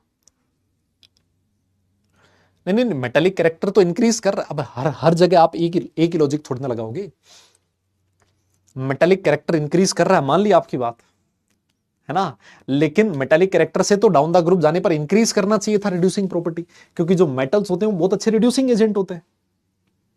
आप एक चीज सोचो, अगर आप लोग उस चीज को कंसिडर करोगे कि सर डाउन द ग्रुप जाने पर मेटालिक कैरेक्टर बढ़ रहा है, अरे तो भाई मेटालिक कैरेक्टर बढ़ेगा तो मेटल्स तो अच्छे रिड्यूसिंग एजेंट्स होते हैं, डाउन द ग्रुप जाने पर रिड्यूसिंग पावर फिर तो बढ़नी चाहिए थी। ये इनर्ट पेयर इफेक्ट की वजह से है भाई। डाउन द ग्रुप जाने पर हायर ऑक्सीडेशन स्टेट नहीं शो करना चाहता कोई। हायर ऑक्सीडेशन स्टेट की स्टेबिलिटी डिक्रीज करती है, मतलब ऑक्सीडाइज होने की टेंडेंसी डिक्रीज करेगी, और ऑक्सीडाइज नहीं होगा तो सर वो रिड्यूसिंग एजेंट भी अच्छा नहीं होगा। जो सल्फर है, सल्फर कह रहा है कि भाई SO2 एक रिड्यूसिंग एजेंट है। क्यों? क्योंकि सल्फर जो है वो +4 से +6 में जा सकता है, SO2 से SO3 में कन्वर्ट हो सकता है। लेकिन आप टेलुरियम को बोलोगे, टेलुरियम जो होता है बेटा वो +4 ऑक्सीडेशन स्टेट में है, ये कहता है भैया मैं टेलुरियम +6 में नहीं जाऊंगा। क्यों? क्योंकि मेरी +6 ऑक्सीडेशन स्टेट स्टेबल नहीं है। तो ये रिड्यूसिंग एजेंट की तरह बिहेव नहीं कर सकता। ये किसकी तरह बिहेव कर सकता है? ये ऑक्सीडाइजिंग एजेंट की तरह बिहेव कर सकता है। इसकी ऑक्सीडेशन स्टेट इंक्रीज तो नहीं कर सकती, हाँ डिक्रीज जरूर कर सकता है। तो SO2 एक ऑक्सीडाइजिंग एजेंट है, लेकिन TiO2 एक SO2 एक रिड्यूसिंग एजेंट है, लेकिन TiO2 एक ऑक्सीडाइजिंग एजेंट है। बहुत बढ़िया पॉइंट है ये, है ना, बहुत बढ़िया पॉइंट है। मुझे एक बात बताओ, क्या तुम्हें समझ में आया क्या? यस, क्या तुम्हें ये बात समझ में आई क्या? सर प्लीज अपना इजी नोट्स लॉन्च कर दीजिए, लिखते लिखते हालत खराब हो गई। ठीक है, ठीक है, मैं क्या ही बोलूं भाई, मेरे पास तो यही नोट्स हैं बेटा। अब तुम इसको इजी बोलो, मुश्किल बोलो, कोई से नोट्स बोल दो, अपने पास तो ऐसे ही नोट्स हैं। तो अब तुम देख लो यार, है ना, और निकट भविष्य में भी ऐसे ही रहने की संभावना है ना, यही रहने की संभावना है आने वाले फ्यूचर में भी। ठीक है,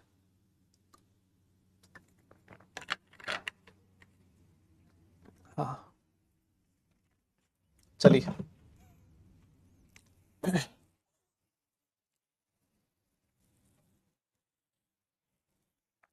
यस यस यस, ये सेम चीज मुझे वो भी बोलते हैं। जैसे मैं अभी ड्रॉपर में पढ़ा रहा हूँ, ड्रॉपर में पढ़ा रहा हूँ फिजिकल केमिस्ट्री, और अर्जुना में पढ़ा रहा हूँ फिजिकल केमिस्ट्री।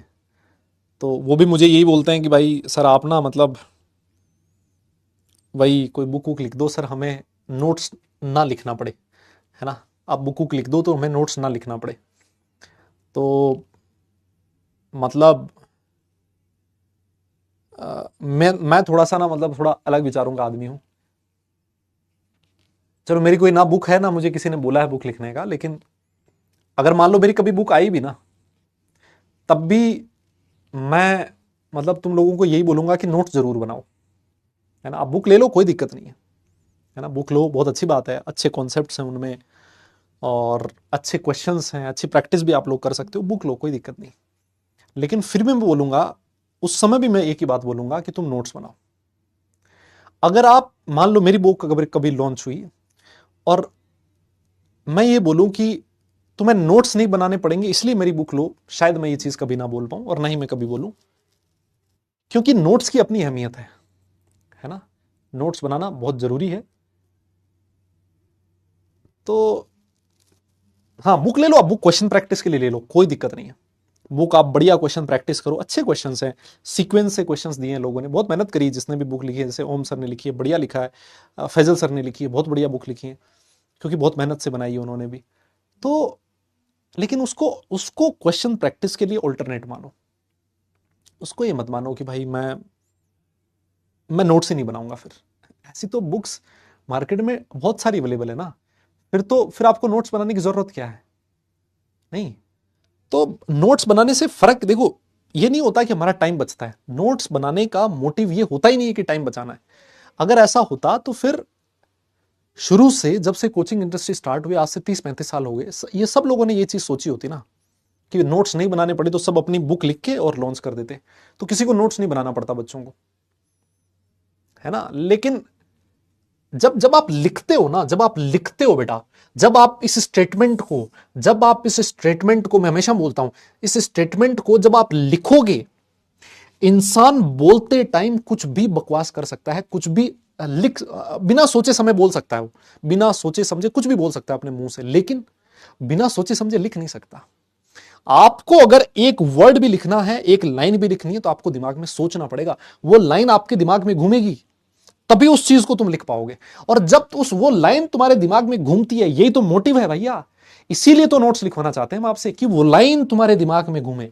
जब आप एक लाइन लिखते हो, डाउन द ग्रुप जाने पर acidic strength increases down the group, ये लाइन एक बार नहीं घूमती, ये 3 बार घूमती है। जब तुम इतनी बड़ी लाइन लिखते हो ना, acidic strength of hydrides of group 16 elements increases down the group, 3 बार घूमती है, एक ही लाइन 3 बार दिमाग में आती है। तो सर वो चीज अपने आप याद होती है। तो नोट्स लिखने का जो रीजन होता है वो ये रीजन होता है। और अपने नोट्स हैं साला, उसमें हम मॉडिफिकेशन अपने हिसाब से करते हैं। जैसा मैं आपसे बोलता हूं कि क्यों हो रहा है ऐसा, इसके ब्रैकेट में लिख दिया यहां कि ये रीजन क्या है, कि साहब इनट पेयर इफेक्ट है ना, इनट पेयर इफेक्ट है ना, इनट पेयर इफेक्ट ऐसे लिख दिया।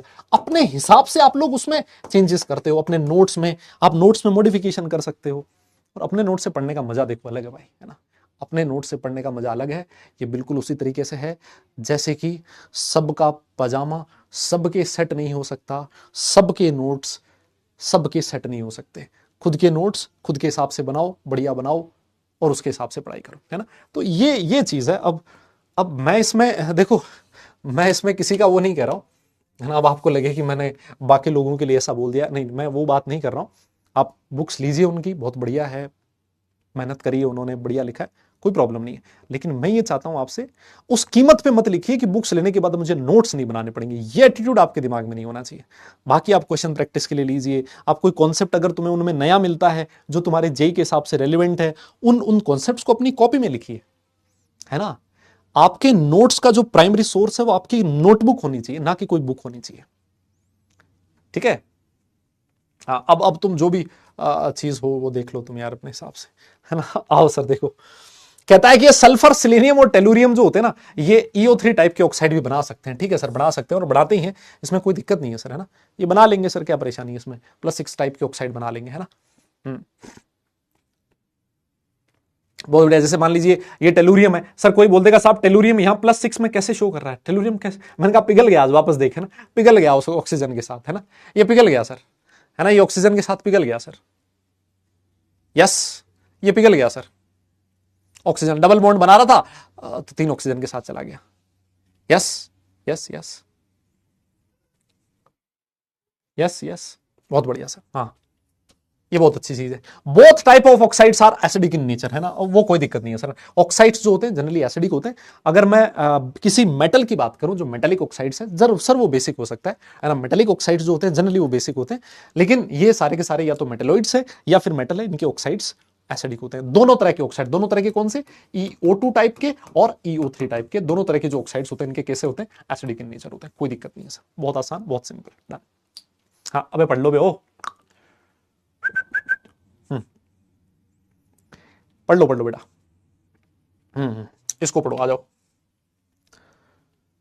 तो सर ये ठीक है, ये तो बहुत आसान चीज आपने बता दी सर, है ना, ये तो बहुत बढ़िया चीज बताई है सर। कोई क्वेश्चन करवाना चाहते हो तो बीच में, काफी टाइम हो गया सर, है ना, काफी टाइम हो गया सर, कोई एक आधा क्वेश्चन करवा दो ना सर, जिससे थोड़ा माहौल चेंज हो जाए सर, है ना। थ्योरी आते हुए काफी टाइम हो गया। मैंने कहा आजाद, मैं तुझे ग्रुप 15 का कोई एक आधा क्वेश्चन करवा देता हूं, है ना। ग्रुप 15 एलिमेंट्स का कोई PYQ करवा देता हूं। ये देख 2022 में क्वेश्चन आया, है ना, ग्रुप 15 एलिमेंट का, क्योंकि ग्रुप 15 एलिमेंट हम लोग पढ़ चुके हैं ना, है ना। ग्रुप 15 एलिमेंट हम लोग पढ़ चुके हैं। तो आइए, कहता है कि the oxide which contains an odd electron at the nitrogen atom, ऐसा कौन सा ऑक्साइड है जो नाइट्रोजन एटम के ऊपर एक ऑड इलेक्ट्रॉन रखता है, ऑड इलेक्ट्रॉन रखता है। मैं आपके सामने इस क्वेश्चन का पोल देना चाहता हूं। पोल आपकी स्क्रीन पर ये रहा, ऑड इलेक्ट्रॉन कौन से ऑक्साइड में है, जल्दी बताइए। यस, हाँ जी, जल्दी बताइए।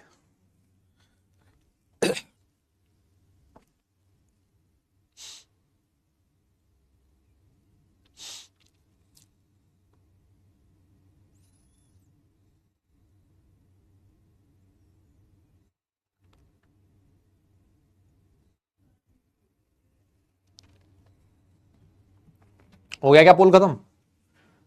ये तो सही कर दोगे यार मेरे हिसाब से। हाँ हाँ, इज्जत रख लियो, लाज लाज बचा लेना मेरी तुम। हाँ आ जाओ। अबे ये कल ही करवाया मैंने, कल ही करवाया था, याद है? जहां मैंने आपको, ये देखो भाई, ये भी 74.26 तक पहुंची है कहानी, बताओ। अरे ये कल ही करवाया यार, कैसी बात कर रहे हो यार? ये लिमिटेशंस ऑफ ऑक्टेट रूल में कक्षा 11 में पढ़ा, और कल मैंने आपको ये जो नाइट्रोजन के ऑक्साइड से इन सब की स्ट्रक्चर सिखाई थी यार। NO2 के पास एक अनपेड इलेक्ट्रॉन होता है तो ये डाइमर बना सकता है। कैसी बात कर रहे हो यार, बताओ। ये क्वेश्चन भी तुम गलत करोगे भाई, क्या होगा यार, क्या होगा? 2022 का एक और क्वेश्चन आया, 2022 का एक और क्वेश्चन आया, देखो, है ना। कुछ क्वेश्चंस की मैं आपको प्रैक्टिस करवा रहा हूं, है ना, जिससे थोड़ा सा माहौल अलग हो जाए। सर क्या कह रहा है, लिखता है आपके सामने, आपके सामने कुछ पॉइंट्स लिखे हैं, है ना, दो स्टेटमेंट लिखे हुए हैं सर, है ना, दो स्टेटमेंट लिखे हुए हैं। स्टेटमेंट क्या लिखा हुआ है? लिखता है कि the pentavalent oxide of group 15 element is less acidic then trivalent oxide E2O3 of the same element. ठीक है, the acidic character of trivalent oxide of group 15 element E2O3 decreases down the group, है ना। तो sir हाँ, ये जो last वाला नहीं, ये आपको दिख नहीं रहा है, ये ऐसा लिखा हुआ है, statement 1 is false but statement 2 is true, है ना। ये जो लास्ट स्टेटमेंट है डी वाला, वो ये लिखा है, अगर आपको नहीं दिखाई दे रहा है तो, है ना, अगर आपको नहीं दिखाई दे रहा है तो इस क्वेश्चन का भी मैं पोल दूंगा आपको, और पोल जो है सर 30 सेकंड के लिए आपकी स्क्रीन पर ये रहा। निपटाओ भाई। पोल आपके सामने ये रहा। इसमें इसमें मुझे पता है कई लोग निपटेंगे, क्यों? इसलिए निपटेंगे क्योंकि थोड़ा सा बड़ा क्वेश्चन आ गया, है ना। इस क्वेश्चन को पढ़ने में थोड़ा सा टाइम लगेगा, है ना, टाइम लगेगा। इतने में तो सर टाइम है नहीं हमारे पास, इतना टाइम कहां है सर, इतना बड़ा क्वेश्चन पढ़े, पोल हमारे सामने है ना, रैंक भी लानी है ना, ऊपर भी आना रैंक में, तो सर तुक्का मार देते हैं, क्या पता मामला फिट बैठ जाए और हम रैंक में ऊपर चढ़ जाएं, क्या दिक्कत है सर, है ना। हम्म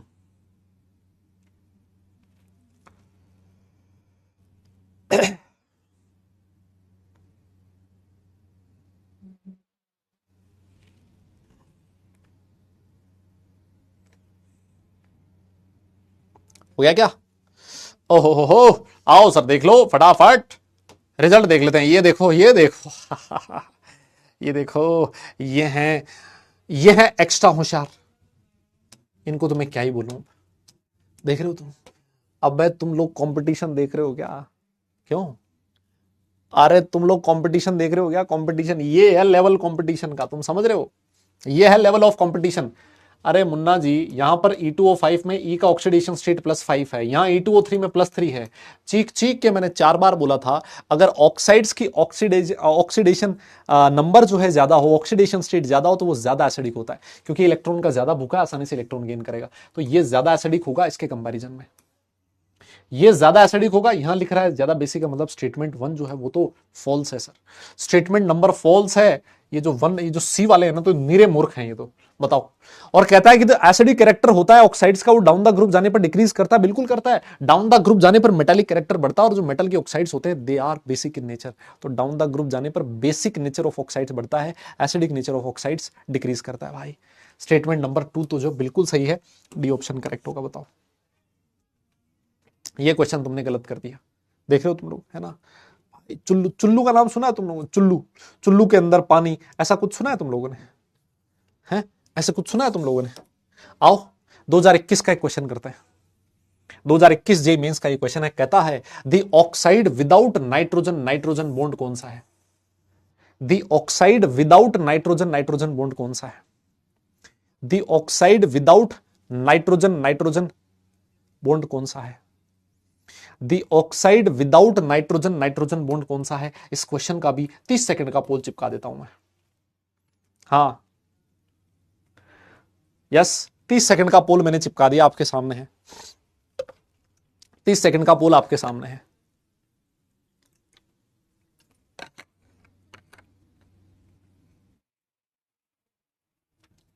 अबे चुन्नू नहीं, चुल्लू कह रहा, चुन्नू।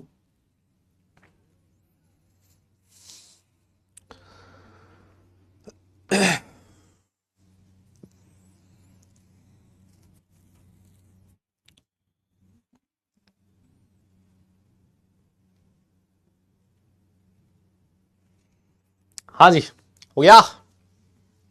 लो सर, लो सर, इस पोल को सर नौटंकी को करो ना खत्म, और सी ऑप्शन पे टिक मारो, और रिजल्ट देख लो 76%। क्या बात है, क्या बात है भाई। अरे सर N2O5 आपको बताया था, कल ही बताया था। N2O5 जो है ना उसकी शक्ल दिखने में कैसी होती है सर, N2O5 ऐसा होता है सर। तुम्हारे सामने इसकी स्ट्रक्चर बनवाई थी, इसमें कोई नाइट्रोजन नाइट्रोजन बॉन्ड प्रेजेंट नहीं है सर। सी ऑप्शन इसमें करेक्ट होगा। बहुत बढ़िया सर। आइए सर 2019 का एक क्वेश्चन करते हैं। 2019 का एक क्वेश्चन करते हैं। जाते जाते मैंने आपको ये चीज बताई थी। कहता है कि good reducing nature of H3PO2 है ना, H3PO2 एक बहुत अच्छा रिड्यूसिंग नेचर रखता है, is attributed to the presence of. क्यों सर, ये अच्छा रिड्यूसिंग एजेंट क्यों है सर? यस, ये अच्छा रिड्यूसिंग एजेंट क्यों है? 2 POH bond 1 PH bond 2 PH bond 1 POH bond. और इस क्वेश्चन का आपके सामने पोल 30 सेकंड के लिए ये रहा आपकी स्क्रीन पर।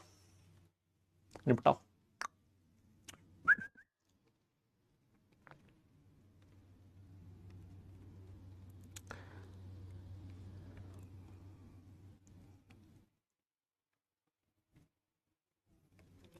हाँ जी,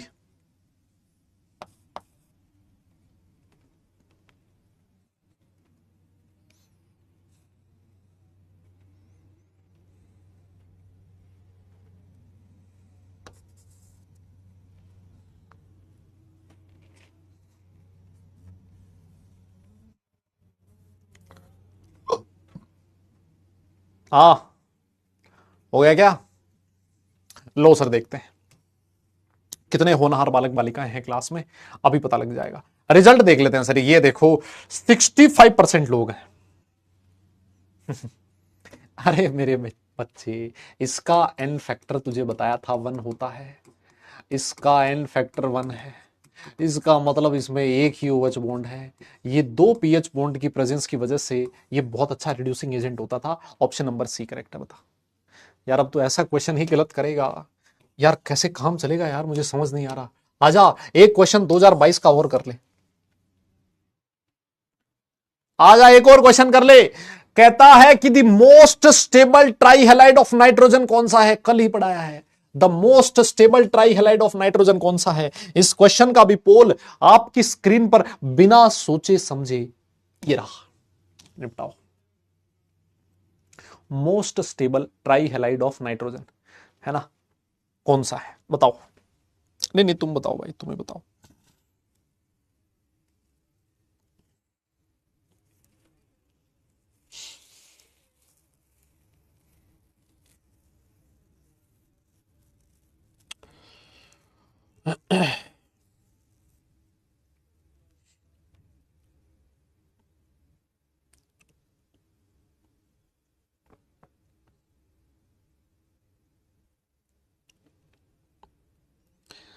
यस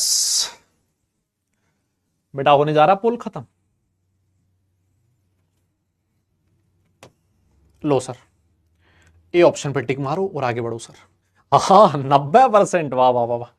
मतलब ये बात बिल्कुल बढ़िया कही है आपने, बहुत बढ़िया बात कही है। NF3 जो है सर, NF3 जो है सबसे स्टेबल होता था, क्योंकि सर फ्लोरीन की छोटी साइज थी, और छोटी साइज है तो सर फ्लोरीन एक बहुत ही स्टेबल बॉन्ड का फॉर्मेशन करेगा। आइए सर आइए, अगला क्वेश्चन 2021 में एक और पूछा। कहता है the set that represent the pair of neutral oxides. यार ये भी क्या ही बताऊं, ये तुम लोगों ने पढ़ लिया था यार। न्यूट्रल ऑक्साइड कौन से होते हैं? NO और N2 है ना। कितनी बार पढ़ाएगा यार कोई एक इंसान एक ही चीज को? ये बहुत बार हो लिया भाई। आगे चलो तुम लोग, आगे चलो, वापस आ जाओ ग्रुप 16 एलिमेंट्स के ऊपर। और 16 एलिमेंट्स में हम लोग नेक्स्ट जो केमिकल प्रॉपर्टी पढ़ने वाले हैं उसका नाम है रिएक्टिविटी विद हैलोजेंस, है ना, रिएक्टिविटी विद हैलोजेंस। सर दारी दुनिया जानती है अगर हेलोजन के साथ रिएक्ट करेगा तो क्या बनेगा? हैलाइड बनाएगा सर, क्या दिक्कत है इसमें? अरे सर ये कौन कौन से हैलाइड बनाते हैं? मैंने कहा ये +6 ऑक्सीडेशन स्टेट में बना सकते हैं, +4 में भी बना सकते हैं और +2 में भी बना सकते हैं, कोई दिक्कत नहीं है। सर हैलाइड की स्टेबिलिटी का ऑर्डर कहता है फ्लोरीन के साथ सबसे तगड़ा हैलाइड बनेगा, फिर क्लोरीन, फिर ब्लोरीन, फिर। अरे सर ऑब्वियस सी बात है, फ्लोरीन के साथ जो हैलाइड बनेगा वो सबसे ज्यादा स्टेबल होगा। स्टेबल क्यों होगा सर? वो स्टेबल इसलिए होगा बिकॉज इसकी जो साइज है सर वो छोटी है। साइज छोटी है तो सर स्ट्रॉन्ग बॉन्ड का फॉर्मेशन करेगा, है ना। इस वजह से स्ट्रॉन्ग बॉन्ड फॉर्मेशन, है ना, इस वजह से फ्लोराइन के साथ जो हैलाइड बनेगा वो सर सबसे तगड़ा वाला स्टेबल होगा। ठीक है सर, कोई दिक्कत नहीं है। आगे कहता है कि जो हेक्सा फ्लोराइड्स होते हैं, देखो ये वाले हैं hexa halide, these are tetra halides and these are di halides. कहता है कि जो हेक्सा हैलाइड्स होते हैं उसमें सिर्फ और सिर्फ हेक्सा फ्लोराइड ही स्टेबल होते हैं। हेक्सा फ्लोराइड ही स्टेबल होते हैं, मतलब अगर यहां हेक्सा हैलाइड बना रहा है तो अगर फ्लोरीन है तब तो स्टेबल है, बाकी के साथ स्टेबल नहीं है, मामला गड़बड़ है सर। देखो SF6 जो है वो तो स्टेबल है, लेकिन SCl6 स्टेबल नहीं है सर, बाकी कोई नहीं बनेगा, सिर्फ फ्लोरीन के साथ ही, फ्लोरीन के साथ ही जो हेक्सा हैलाइड बनेगा वो स्टेबल होगा। सर ऐसा क्यों है? मैंने कहा देख, दो रीजन है। एक चीज तो फ्लोरीन की साइज छोटी है, छोटी साइज है, स्ट्रॉन्ग बॉन्ड बनाएगा। दूसरी चीज एक और देख, ये तेरा सल्फर है, सल्फर के चारों तरफ 6 छोटे छोटे फ्लोरीन के जो एटम्स हैं वो बड़े आराम से अकोमोडेट हो सकते हैं ना, कोई आपस में लड़ाई झगड़ा नहीं होगा, ये बड़े आराम से मिलजुल के प्यार मोहब्बत से रहेंगे, कोई दिक्कत नहीं है। लेकिन अगर इसके सामने आप 6 क्लोरीन रख दो, है ना, आप कहोगे कि 6 क्लोरीन को इसके आसपास रहना है, भाई ये सुबह ना ये शाम तक आपस में लड़ भिड़ मर पड़ेंगे, मैं बता रहा हूं तुम्हें। स्टेरिक क्राउडिंग बहुत ज्यादा हो जाएगी और सल्फर जो होगा वो हाथ जोड़ लेगा, बोले मेरे बस की नहीं है। 6 क्लोरीन को मैं अपने चारों तरफ झेल ही नहीं सकता, इनकी साइज बड़ी है, साइज बड़ी होने की वजह से सर यहां स्टेरिक हिंड्रेंस बहुत ज्यादा है, स्टेरिक क्राउडिंग ज्यादा है, स्टेरिक रिपल्शन बहुत ज्यादा है।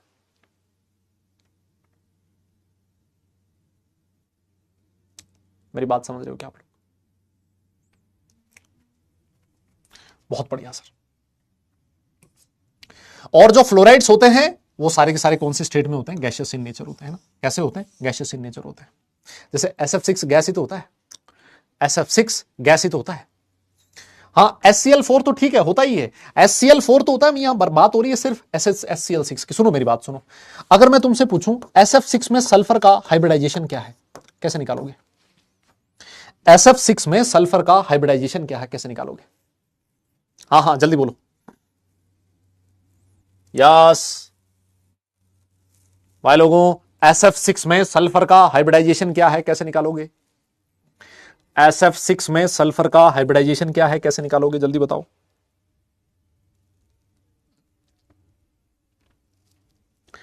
क्या होगा? कैसे कैसे पता लगा? सर देखो कैसे निकालते थे सर, सल्फर के वैलेंस शेल के अंदर 6 इलेक्ट्रॉन होते थे और 6 के 6 इलेक्ट्रॉन बॉन्ड फॉर्मेशन में काम में ले लिए, तो सर इसके पास कोई लोन पेयर नहीं है। सर ये 6 बॉन्ड बना रहा, मतलब इसके पास 6 बॉन्ड पेयर है। सर इलेक्ट्रॉन पेयर 6 है और इलेक्ट्रॉन पेयर 6 है, इसका मतलब इसका हाइब्रिडाइजेशन क्या होगा? sp3d2 होगा, और sp3d2 होगा तो सर इसका ज्योमेट्री कैसा हो जाएगा? ऑक्टाहेड्रल हो जाएगा, है ना। ये मेरे हिसाब से तुम्हें बताने की जरूरत नहीं है, क्योंकि हाइब्रिडाइजेशन और ज्योमेट्री निकालना तुम्हें बहुत बढ़िया ढंग से आता है। sp3d2 हाइब्रिडाइजेशन और सर बॉन्ड एंगल वगैरह सब कुछ बढ़िया 90 डिग्री का हो जाएगा। आओ सर नेक्स्ट स्लाइड एक बार के लिए देख लेते हैं। कहता है कि दे हैव ऑक्टाहेड्रल स्ट्रक्चर, बता दिया मैंने तुम्हें, ये ऑक्टाहेड्रल होते हैं। दे कौन? हेक्सा फ्लोराइड्स, है ना। यहां पर दे की किसकी बात हो रही है? हेक्सा फ्लोराइड्स की बात हो रही है ना। ये हाइब्रिडाइजेशन sp3d2 होता है, इस वजह से ये ऑक्टाहेड्रल ज्योमेट्री रखते हैं सर। कहता है कि सल्फर के जो हेक्सा फ्लोराइड्स हैं SF6, वो एक्सेप्शनली स्टेबल होता है। एक्सेप्शनली स्टेबल क्यों है? स्टेरिक रीजंस मतलब D2sp3 नहीं होगा। आप लोगों ने D2sp3 अभी, D2sp3 भाई वो कोऑर्डिनेशन कंपाउंड्स में होता है यार, वहां अंदर वाले डी ऑर्बिटल बॉन्ड फॉर्मेशन में यूज होते हैं, वो कॉम्प्लेक्सेस में होता है, यहां नहीं होता। हाँ क्यों है? बिकॉज सर फ्लोरीन जो है सर उसकी साइज छोटी है, स्टेरिक रीजंस की वजह से, और इसके चारों तरफ 6 फ्लोरीन बड़े आराम से अकोमोडेट हो सकते हैं बहुत शानदार तरीके से। इस वजह से सर ये जो हेक्सा फ्लोराइड होता है ये बहुत तगड़ा स्टेबल होता है। अब क्योंकि आप लोग पूछ रहे थे अभी कि सर टेट्रा फ्लोराइड के केस में क्या होगा, आपने हेक्सा फ्लोराइड तो बहुत बता दिया, टेट्रा फ्लोराइड बताइए। तो जैसे SF6 गैस होता था, SF4 भी गैस होता है, लेकिन बाकी के जो हेक्सा फ्लोराइड्स हैं, SeF4 लिक्विड होता है, TeF4 सॉलिड होता है। याद रहे तो ठीक है, ना याद रहे तो इतना कोई दिक्कत वाली बात नहीं है ना। याद रहे तो बहुत अच्छी बात है, ना भी याद रहे इतना कोई परेशानी वाली बात नहीं है ना।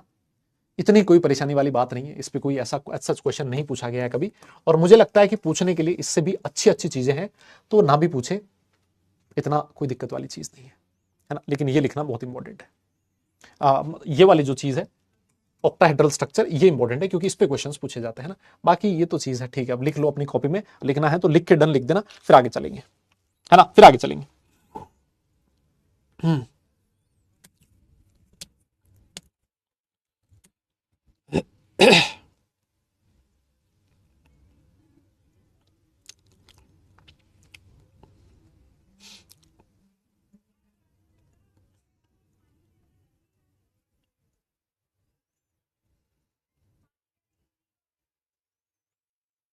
यस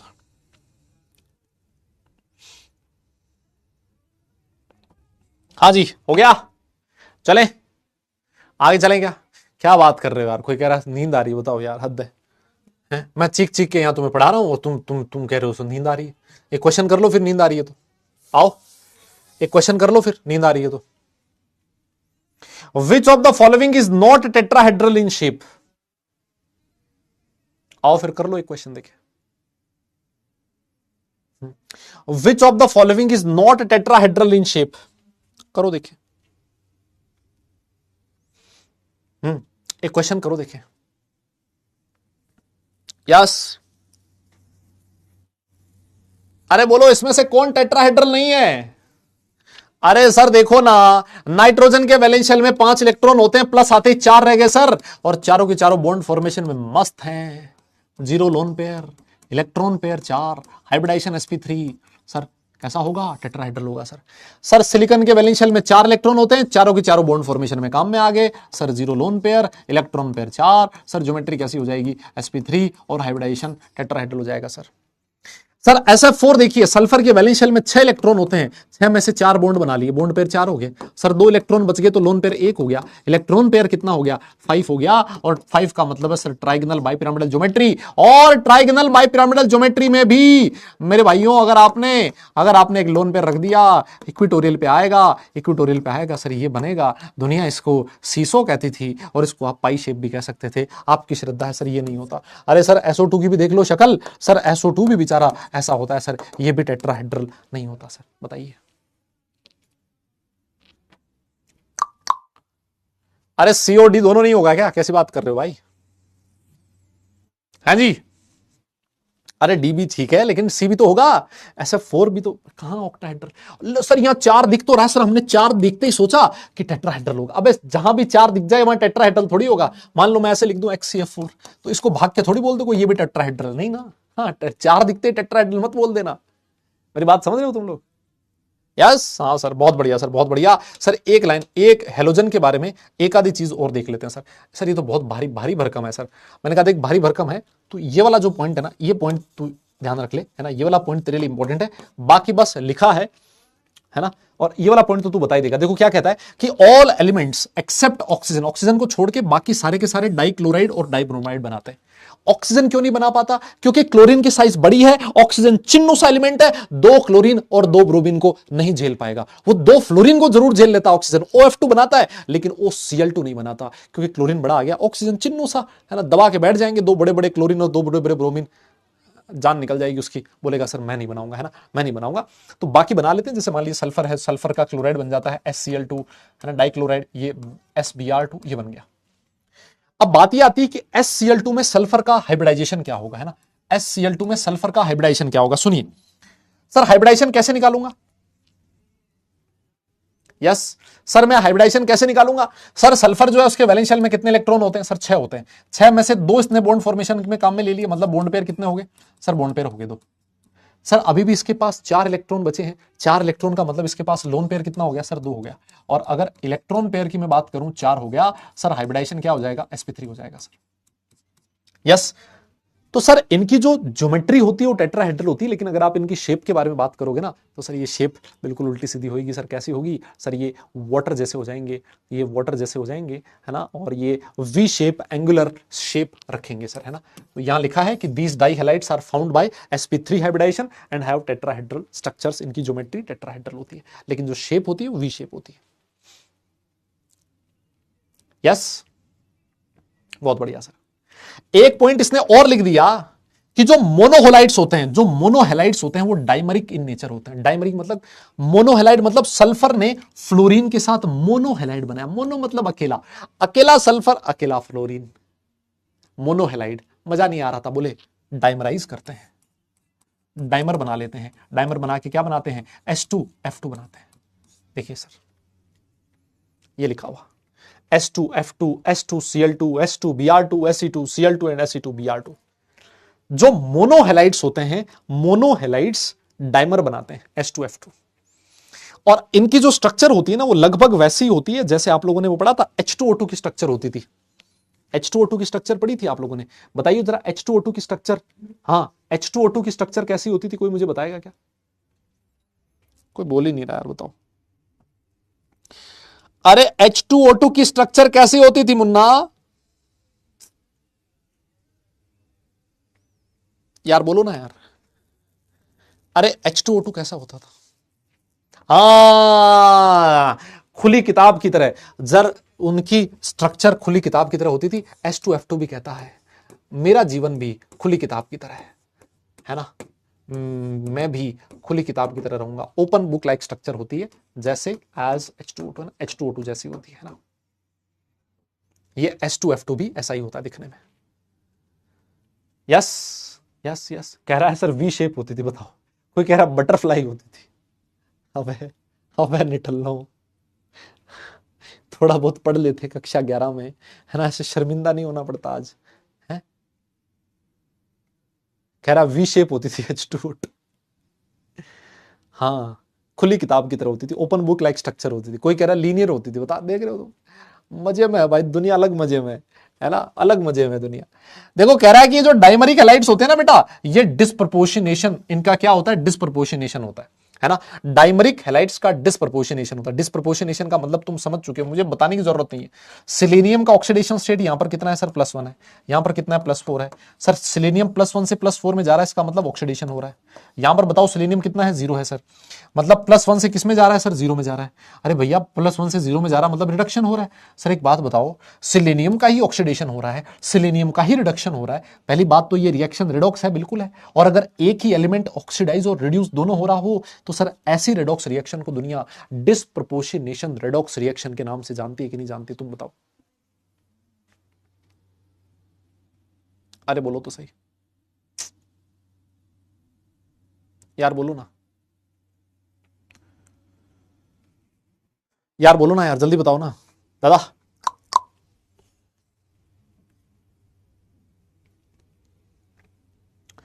कोई बोल ही नहीं रहा यार। अरे मैं सही कह रहा हूं क्या? हाँ हाँ, 2 लोन पेयर है भाई, 2 लोन पेयर बना लो यार, ऐसे क्या बात कर रहे हो तुम, क्यों नाराज हो रहे हो? 2 लोन पेयर है, 2 लोन पेयर बना लो, ऐसे क्यों नाराज हो रहे हो? यस, ये वाला जो पॉइंट है ना, ये थोड़ा सा आपके लिए जरूरी पॉइंट है ना, ये वाला पॉइंट थोड़ा सा ध्यान रखना है। बाकी इन 2 पॉइंट में याद रखने की जरूरत नहीं पड़ेगी, sp3 हाइब्रिडाइजेशन वगैरह तुम निकाल ही सकते हो। ये ध्यान रखना है कि मोनोहैलाइड डायमरिक इन नेचर शो करते हैं, ठीक है, डायमरिक ये रहे, खुली किताब जैसा उनका जीवन होता है। और जो ये डायमरिक हैलाइड्स होते हैं सर, ये क्या करते हैं, डायमरिक हैलाइड्स डिस्प्रोपोर्शनेशन शो करते हैं, +1 से 4 और +1 से 0 में चले जाते हैं, खत्म हो गया मामला। क्या दिक्कत है सर? बधाई हो, आपने chemical properties of group 16 elements खत्म कर दी है। क्या कर दिया है, chemical properties of group 16 elements आप लोगों ने खत्म कर दी है। और अब आप किसके लायक बन चुके हो, अब आप लायक बन चुके हो एलोट्रोप्स ऑफ सल्फर पढ़ने के ना। देखो मैं आपकी जानकारी के लिए वापस बता दूं, मैं फिर बोल देता हूं कि एलोट्रोप्स ऑफ सल्फर जो है, वापस से एलोट्रोप्स जेईई मेंस के सिलेबस में स्पेसिफिकली मेंशन नहीं किए गए हैं, ठीक है, जेईई मेंस के सिलेबस में स्पेसिफिकली मेंशन नहीं किया गया है। लेकिन मैं सिर्फ इसलिए पढ़ा रहा हूं, है ना, मैं सिर्फ इसलिए पढ़ा रहा हूं ताकि जो हमारे कार्बन के जो एलोट्रोप्स होते हैं उनके बारे में जेईई में क्वेश्चन पूछा जाता है।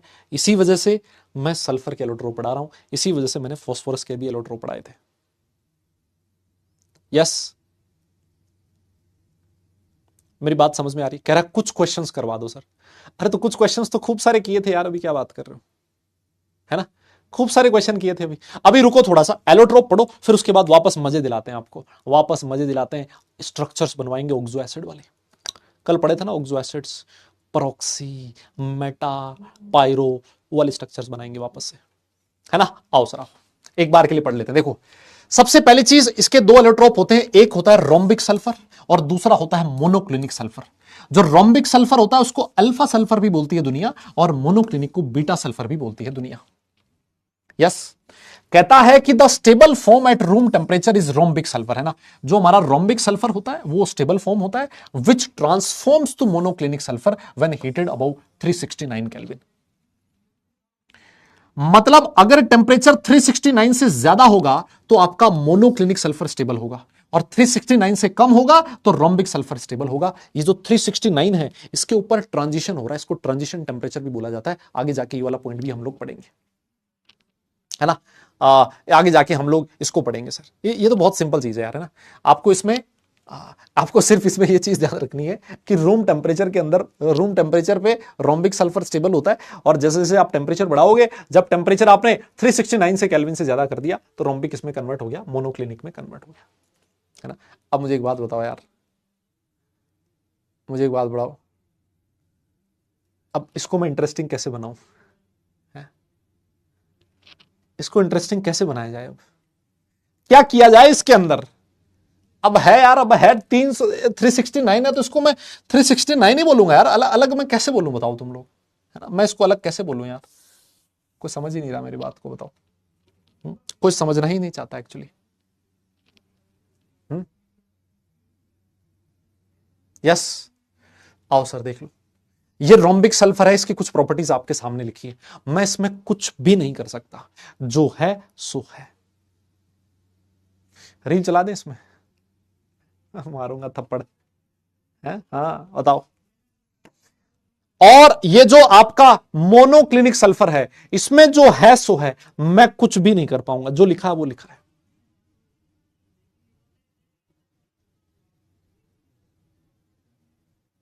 हम्म, अच्छा अच्छा अच्छा, एक चीज रुको, देखो एक चीज छोटी सी कर लेते हैं, ऐसी क्या बात है। मैं तुम्हें थोड़ा सा, नहीं बे फिर तुम्हारे नखरे ज्यादा बढ़ जाएंगे कभी, है ना। हाँ फिर तुम ज्यादा नखरे करने लगोगे, छोड़ो छोड़ो छोड़ो, जैसा हम लोग पढ़ रहे हैं उसी तरह से पढ़ेंगे हम लोग, है ना, जैसा पढ़ रहे हैं वैसे ही पढ़ेंगे। सबसे पहले रोम्बिक सल्फर कैसे बनता है, इसको आप लोग लिखना चाहो तो घर पे लिख लेना भाई, है ना, ये इसको घर पे लिख लेना। जो रोम्बिक सल्फर होता है ना, रोम्बिक सल्फर होता है वो येलो कलर का होता है। ये मेल्टिंग पॉइंट याद रखने की जरूरत नहीं है, स्पेसिफिक ग्रेविटी भी याद रखने की जरूरत नहीं है ना, ये नहीं याद रखना है, कलर ध्यान रख लो, येलो कलर का होता है। रोम्बिक सल्फर कैसे बनता है, rhombic sulphur crystals are formed on evaporating the solution of roll sulphur in carbon disulphide, है ना। आपके पास सल्फर है, उसका सॉल्यूशन ले रखा आपने कार्बन डाइसल्फाइड के अंदर, उसको आपने इवापोरेट किया तो आपको जो क्रिस्टल्स मिलेंगे किसके मिलेंगे, रोम्बिक सल्फर के मिलेंगे। जो लिखा है बस लिखा है। इनसॉल्युबल इन वाटर होता है ना, वाटर में इनसॉल्युबल होता है, लेकिन ये इनऑर्गेनिक जो सॉरी ऑर्गेनिक जो सॉल्वेंट्स होते हैं, बेंजीन हो गया, अल्कोहल हो गया, ईथर हो गया, उनके अंदर सॉल्युबल होता है, और ये कार्बन डाइसल्फाइड के अंदर भी रेडिली सॉल्युबल होता है। रीजन साफ मुझे दिख रहा है कि इसका मतलब ये हो गया कि इसमें कोई पोलैरिटी नहीं है, और पोलैरिटी नहीं है तो ये पोलर सॉल्वेंट्स में डिसॉल्व नहीं होगा। क्योंकि इसमें पोलैरिटी नहीं है तो ये जो नॉन पोलर सॉल्वेंट्स होते हैं या फिर ऑलमोस्ट नॉन पोलर जो सॉल्वेंट्स हैं उनके अंदर ये क्या हो सकता है, डिसॉल्व हो सकता है sir, readily soluble in carbon disulphide हो सकता है सर। यस यस, बहुत बढ़िया sir, very good very good sir. इसका बड़ा भाई है सर मोनोक्लिनिक सल्फर, है ना, इसका बड़ा भाई है मोनोक्लिनिक सल्फर। इसका मेल्टिंग पॉइंट 393 केल्विन होता है। इसका कितना था सर, ये था 385 केल्विन। ध्यान रखो किसका ज्यादा होता है, एग्जैक्ट वैल्यू मत याद रखो भले ही, ये ध्यान रखो किसका ज्यादा होता है सर, मोनोक्लिनिक जो सल्फर होता है सर उसका मेल्टिंग पॉइंट ज्यादा होता है as compared to rhombic sulphur में। स्पेसिफिक ग्रेविटी याद रखने की जरूरत नहीं है। ये कार्बन डाइसल्फाइड में सॉल्युबल है, ये भी कार्बन डाइसल्फाइड में सॉल्युबल था, बहुत अच्छी बात है। ये कैसे प्रिपेयर होता है तुम्हारे सामने है। यस,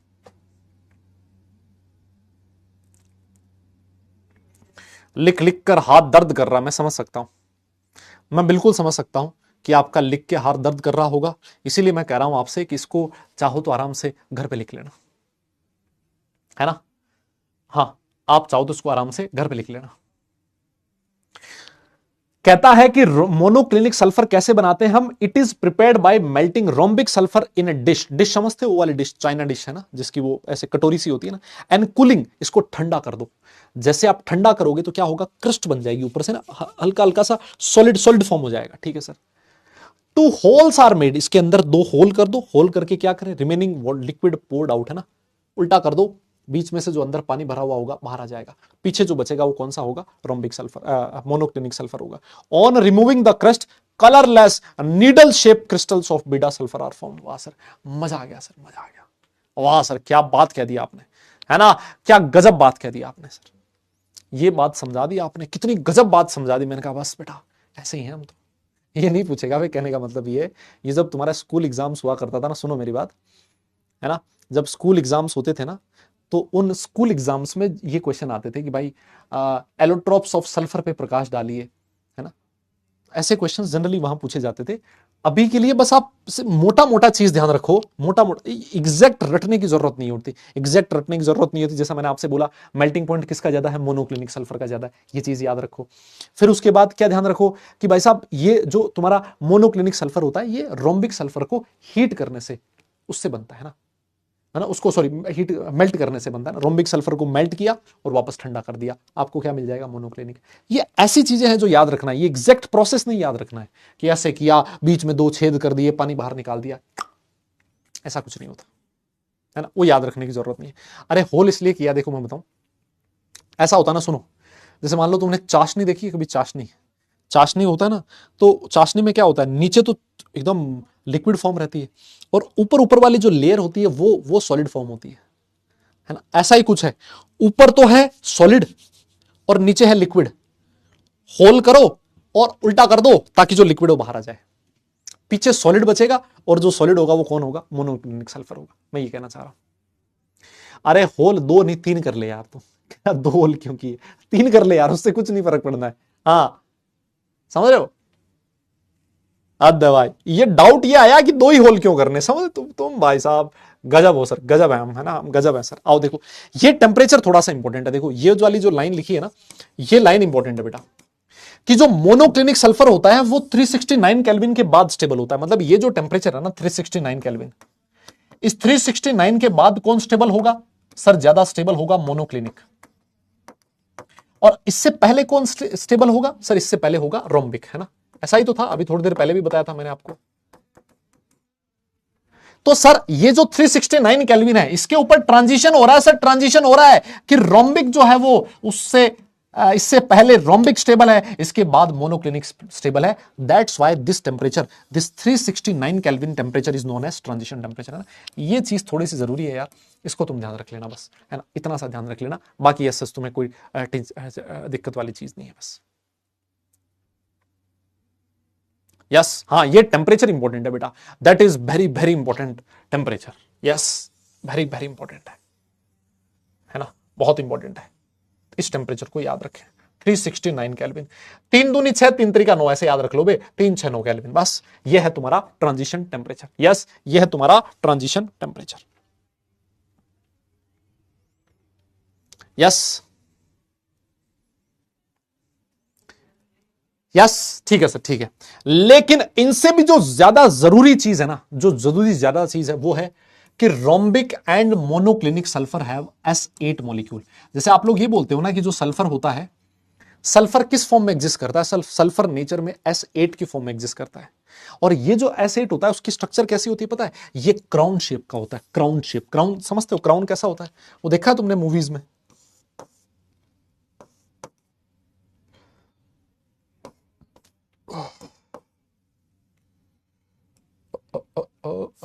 थोड़ा थोड़ा नीचे बनाओ इसको, क्राउन उल्टा पुल्टा हो गया भैया।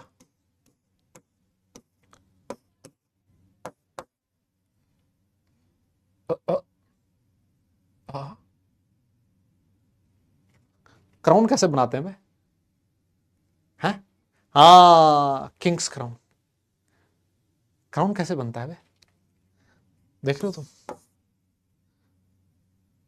क्या कुछ ऐसे ही बनता है क्या क्राउन, क्या कुछ ऐसे ही बनता है क्या क्राउन, है?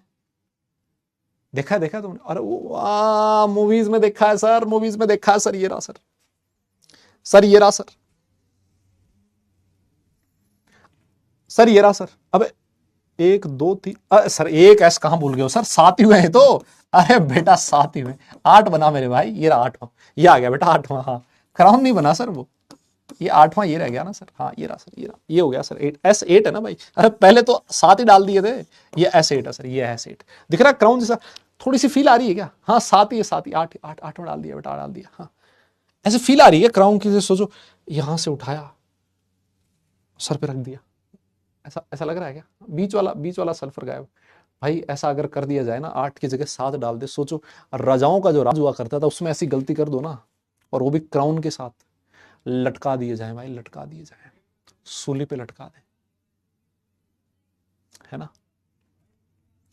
इसमें ये जो एंगल होता है ना, आपको कोई याद रहे तो देख लेना, ये एंगल लगभग 107 डिग्री का होता है ना, और ये जो बॉन्ड लेंथ होती है इसके अंदर लगभग 204 पिकोमीटर की होती है।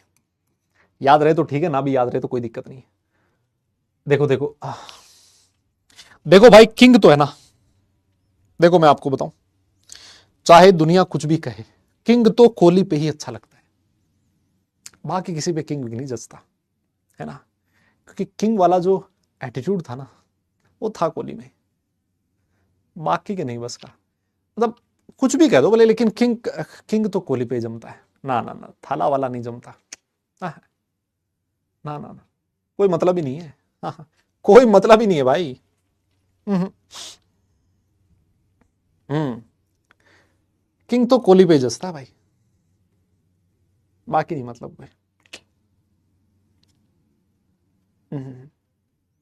आह, बाकी बात करने का कोई फायदा नहीं है भाई, कोई बकवास करने का फायदा ही नहीं है।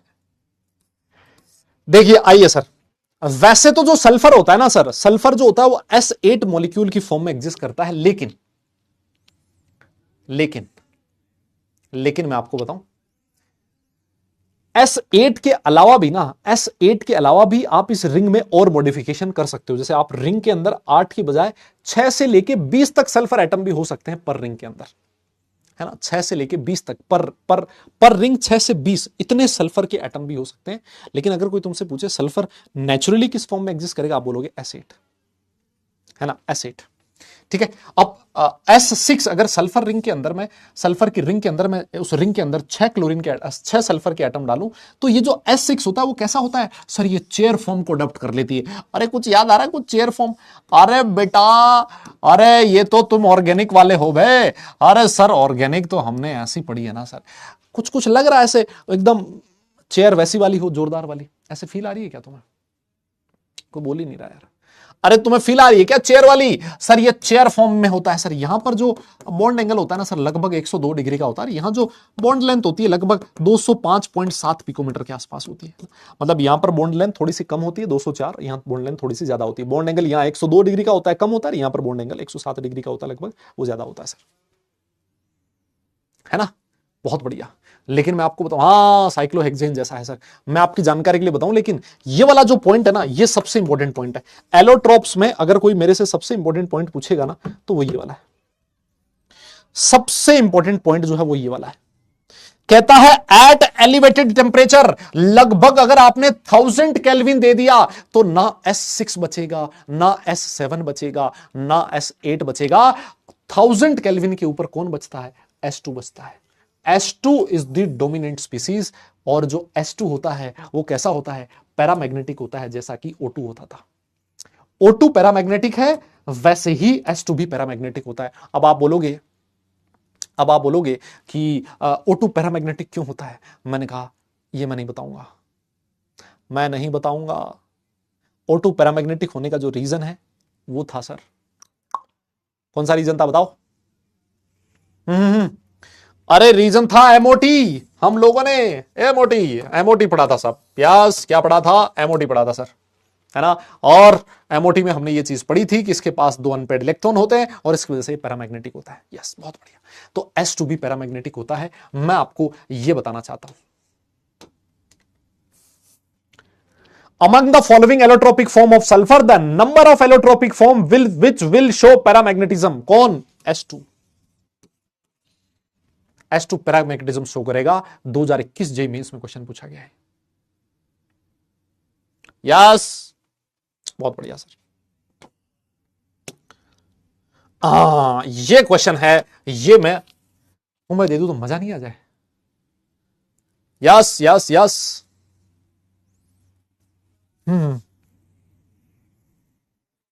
Consider the following sulphur based oxo acids.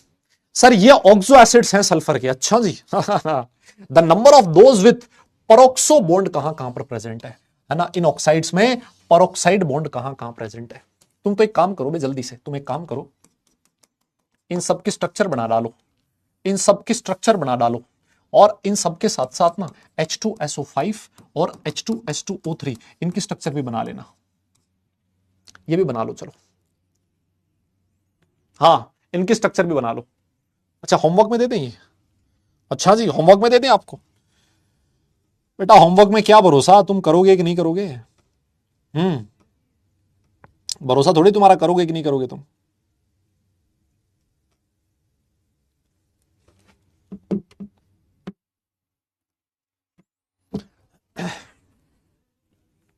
Yes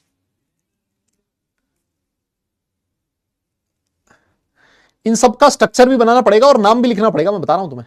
structure भी बनाना पड़ेगा और नाम भी लिखना पड़ेगा। देखो H2SO3 को क्या बोला जाता है? H2SO3 क्या हो गया बेटा? सल्फ्यूरस एसिड है ये, है ना?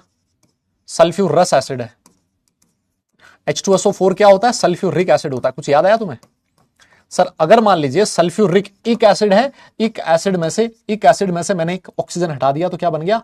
अस एसिड बन गया। याद आया कुछ, है ना? और H2SO4 की स्ट्रक्चर मेरे हिसाब से सारी दुनिया जानती है कि H2SO4 दिखने में ऐसा होता है, यही होता है मेरे हिसाब से H2SO4। यस H2SO4 की जो स्ट्रक्चर होती है वो सारी दुनिया जानती है, ये होती है। This is your H2SO4। Yes अगर आपको H2SO3 बनाना है तो सर एक ऑक्सीजन कम कर दीजिए, एक ऑक्सीजन कम करोगे मेरे हिसाब से ये हो गया H2SO3। ये तुम्हारा H2SO3 हो गया सर। अगर आप लोग H2SO5 बनाना चाहते हो, H2SO5 बनाना चाहते हो, H2SO4 में एक ऑक्सीजन घुसा दो। सर कहां घुसाएं? मैंने कहा बेटा ये जो OH बॉन्ड है ना, इसके अंदर तूने एक ऑक्सीजन घुसा दिया, ये है OH। ये हो गया सर हमारा पेरोक्साइड बॉन्ड। इसके अंदर कौन सा बॉन्ड प्रेजेंट होता है बेटा? पेरोक्साइड बॉन्ड प्रेजेंट होता है। सर इसका नाम क्या पता है? इसको कैरो एसिड भी बोला जाता है। याद आएगा कुछ? कैरो एसिड भी बोला जाता है इसको, और या फिर पेरोक्सी सल्फ्यूरिक एसिड भी बोल सकते हो, है ना? पेरोक्सी सल्फ्यूरिक एसिड भी बोल सकते हो। पेरोक्सो सल्फ्यूरिक एसिड भी इसको नाम दिया जाता है। क्यों दिया जाता है? यस क्यों दिया जाता है? क्योंकि इसके अंदर क्या प्रेजेंट है? सल्फ्यूरिक एसिड तो है ही, साथ साथ इसमें एक ऑक्सीजन ऑक्सीजन सिंगल बॉन्ड आ गया, एक पेरोक्साइड लिंकेज आ गया। Sir this is called as peroxy sulphuric acid. बोलिए।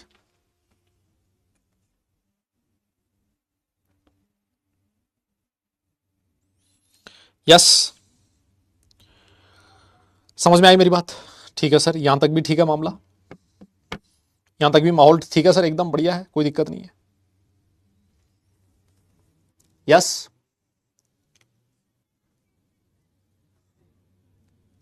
अरे बोलो ना। अरे ये इतना ही पढ़ाएंगे भाई, इससे ज्यादा नहीं पढ़ाऊंगा आज। ये एक बार के लिए ये ऑक्सो एसिड्स हैं, इसको एक बार आप देख लो ताकि फॉर्मूले वगैरह आ जाए ना यार। इस तरह के क्वेश्चन आ सकते हैं भाई, इस तरह के क्वेश्चन एडवांस में भी पूछता है कि बताइए इसमें से कहां कहां पर oxygen oxygen weak bond present, oxygen oxygen single bond present, इस तरह क्वेश्चन आते हैं। पेरोक्सी बोल सकते हो इसको, पर सल्फ्यूरिक एसिड भी बोला जाता है इसको, मोनो पेरोक्सी सल्फ्यूरिक एसिड भी बोला जाता है। ऐसे बहुत सारे नाम है इसके। थोड़ा सा और आगे चलो, है ना? वो देख लेते हैं एक बार, H2H2O3 देख लेते हैं ना। इसको पता है क्या बोला जाता है? H2H2O3 सर इसका नाम है थायोसल्फ्यूरिक एसिड, है ना? देखो H2O3 2 माइनस, थायोनेट आयन बोलते हैं, थायोसल्फ्यूरिक एसिड है ये सर, है ना? थायोसल्फ्यूरिक एसिड है, थायोसल्फ्यूरिक एसिड। सर इसकी स्ट्रक्चर, अरे सर ये तो बहुत आसान है ना, SS double bond O OH OH, ये रहा sir, this is H2H2O3। Sir ये क्या है? H2S2O7। अरे इसका नाम तुम्हें याद है क्या? इसको ओलियम कहती है दुनिया। यस क्या नाम है सर? ये ओलियम है सर। इसका नाम पता है क्या है? सर ये पायरोसल्फ्यूरिक एसिड है सर। इसको और क्या बोला जाता है? पायरोसल्फ्यूरिक एसिड बोला जाता है। अरे सर पायरोसल्फ्यूरिक एसिड क्यों बोला है? अरे मैंने कहा इसलिए बोला है बेटा पायरोसल्फ्यूरिक एसिड, इसलिए पायरोसल्फ्यूरिक एसिड बोला है क्योंकि जो दो सल्फ्यूरिक एसिड है ना, जो तेरे दो सल्फ्यूरिक एसिड के मॉलिक्यूल हैं, इन दोनों को मिला और एक तू यहां से पानी का मॉलिक्यूल बाहर निकाल दे, तो यहां से एक पानी का मॉलिक्यूल बाहर निकाल दे तो तेरा बन जाएगा पायरो। पायरो तभी तो बनता था, याद आया क्या तुम्हें? अरे पायरो तभी तो बनता था। इसको डाइसल्फ्यूरिक एसिड भी बोला जाता है ना। ऐसे बहुत सारे नाम है यार इनमें, कितने एक लिखोगे। ये देखो सर, ये हो गया सर तुम्हारा H2S2O7। This is called as pyro sulphuric acid, या फिर इसको डाइसल्फ्यूरिक एसिड भी आप लोग कह सकते हो। यस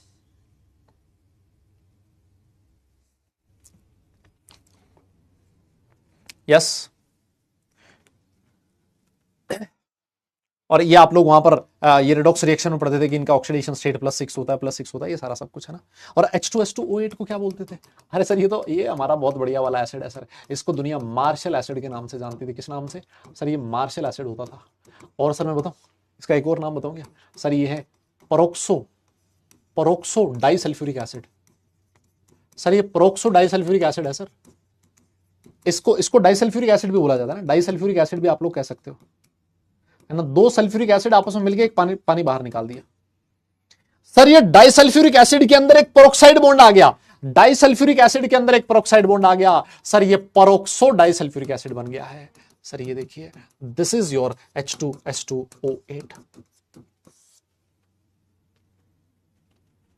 है ना। तो देखो यार, ये मतलब ये सारा सब कुछ स्ट्रक्चर्स वगैरह हालांकि मुझे करवाने की जरूरत नहीं पड़नी चाहिए वापस, है ना, क्योंकि ये सारा सब कुछ तुम्हें क्लास 11th इनऑर्गेनिक केमिस्ट्री में मैक्सिमम टाइम पे पढ़ लिया होता है, लेकिन फिर भी इनके जो नाम है मैं आपसे चाहता हूं, बार बार मैं आपसे ये बोल रहा हूं, इनके नाम बड़े इंपॉर्टेंट है, नाम आप लोग याद रखें। इसी के साथ मेरी तरफ से आपका जो ग्रुप 16 एलिमेंट है वो होता है खत्म। अब मुझे ग्रुप 17 और ग्रुप 18 एलिमेंट 2 पढ़ाने हैं। आज आपको डीपीपी मिलेगी, बढ़िया ढंग से आप डीपीपी सॉल्व कीजिएगा, आप बढ़िया ढंग से रिवीजन कीजिएगा, और अगर आप पीडब्ल्यू का मॉड्यूल आप कर रहे हैं, तो मॉड्यूल में से ग्रुप 15 और ग्रुप 16 आप कंप्लीट कर सकते हैं,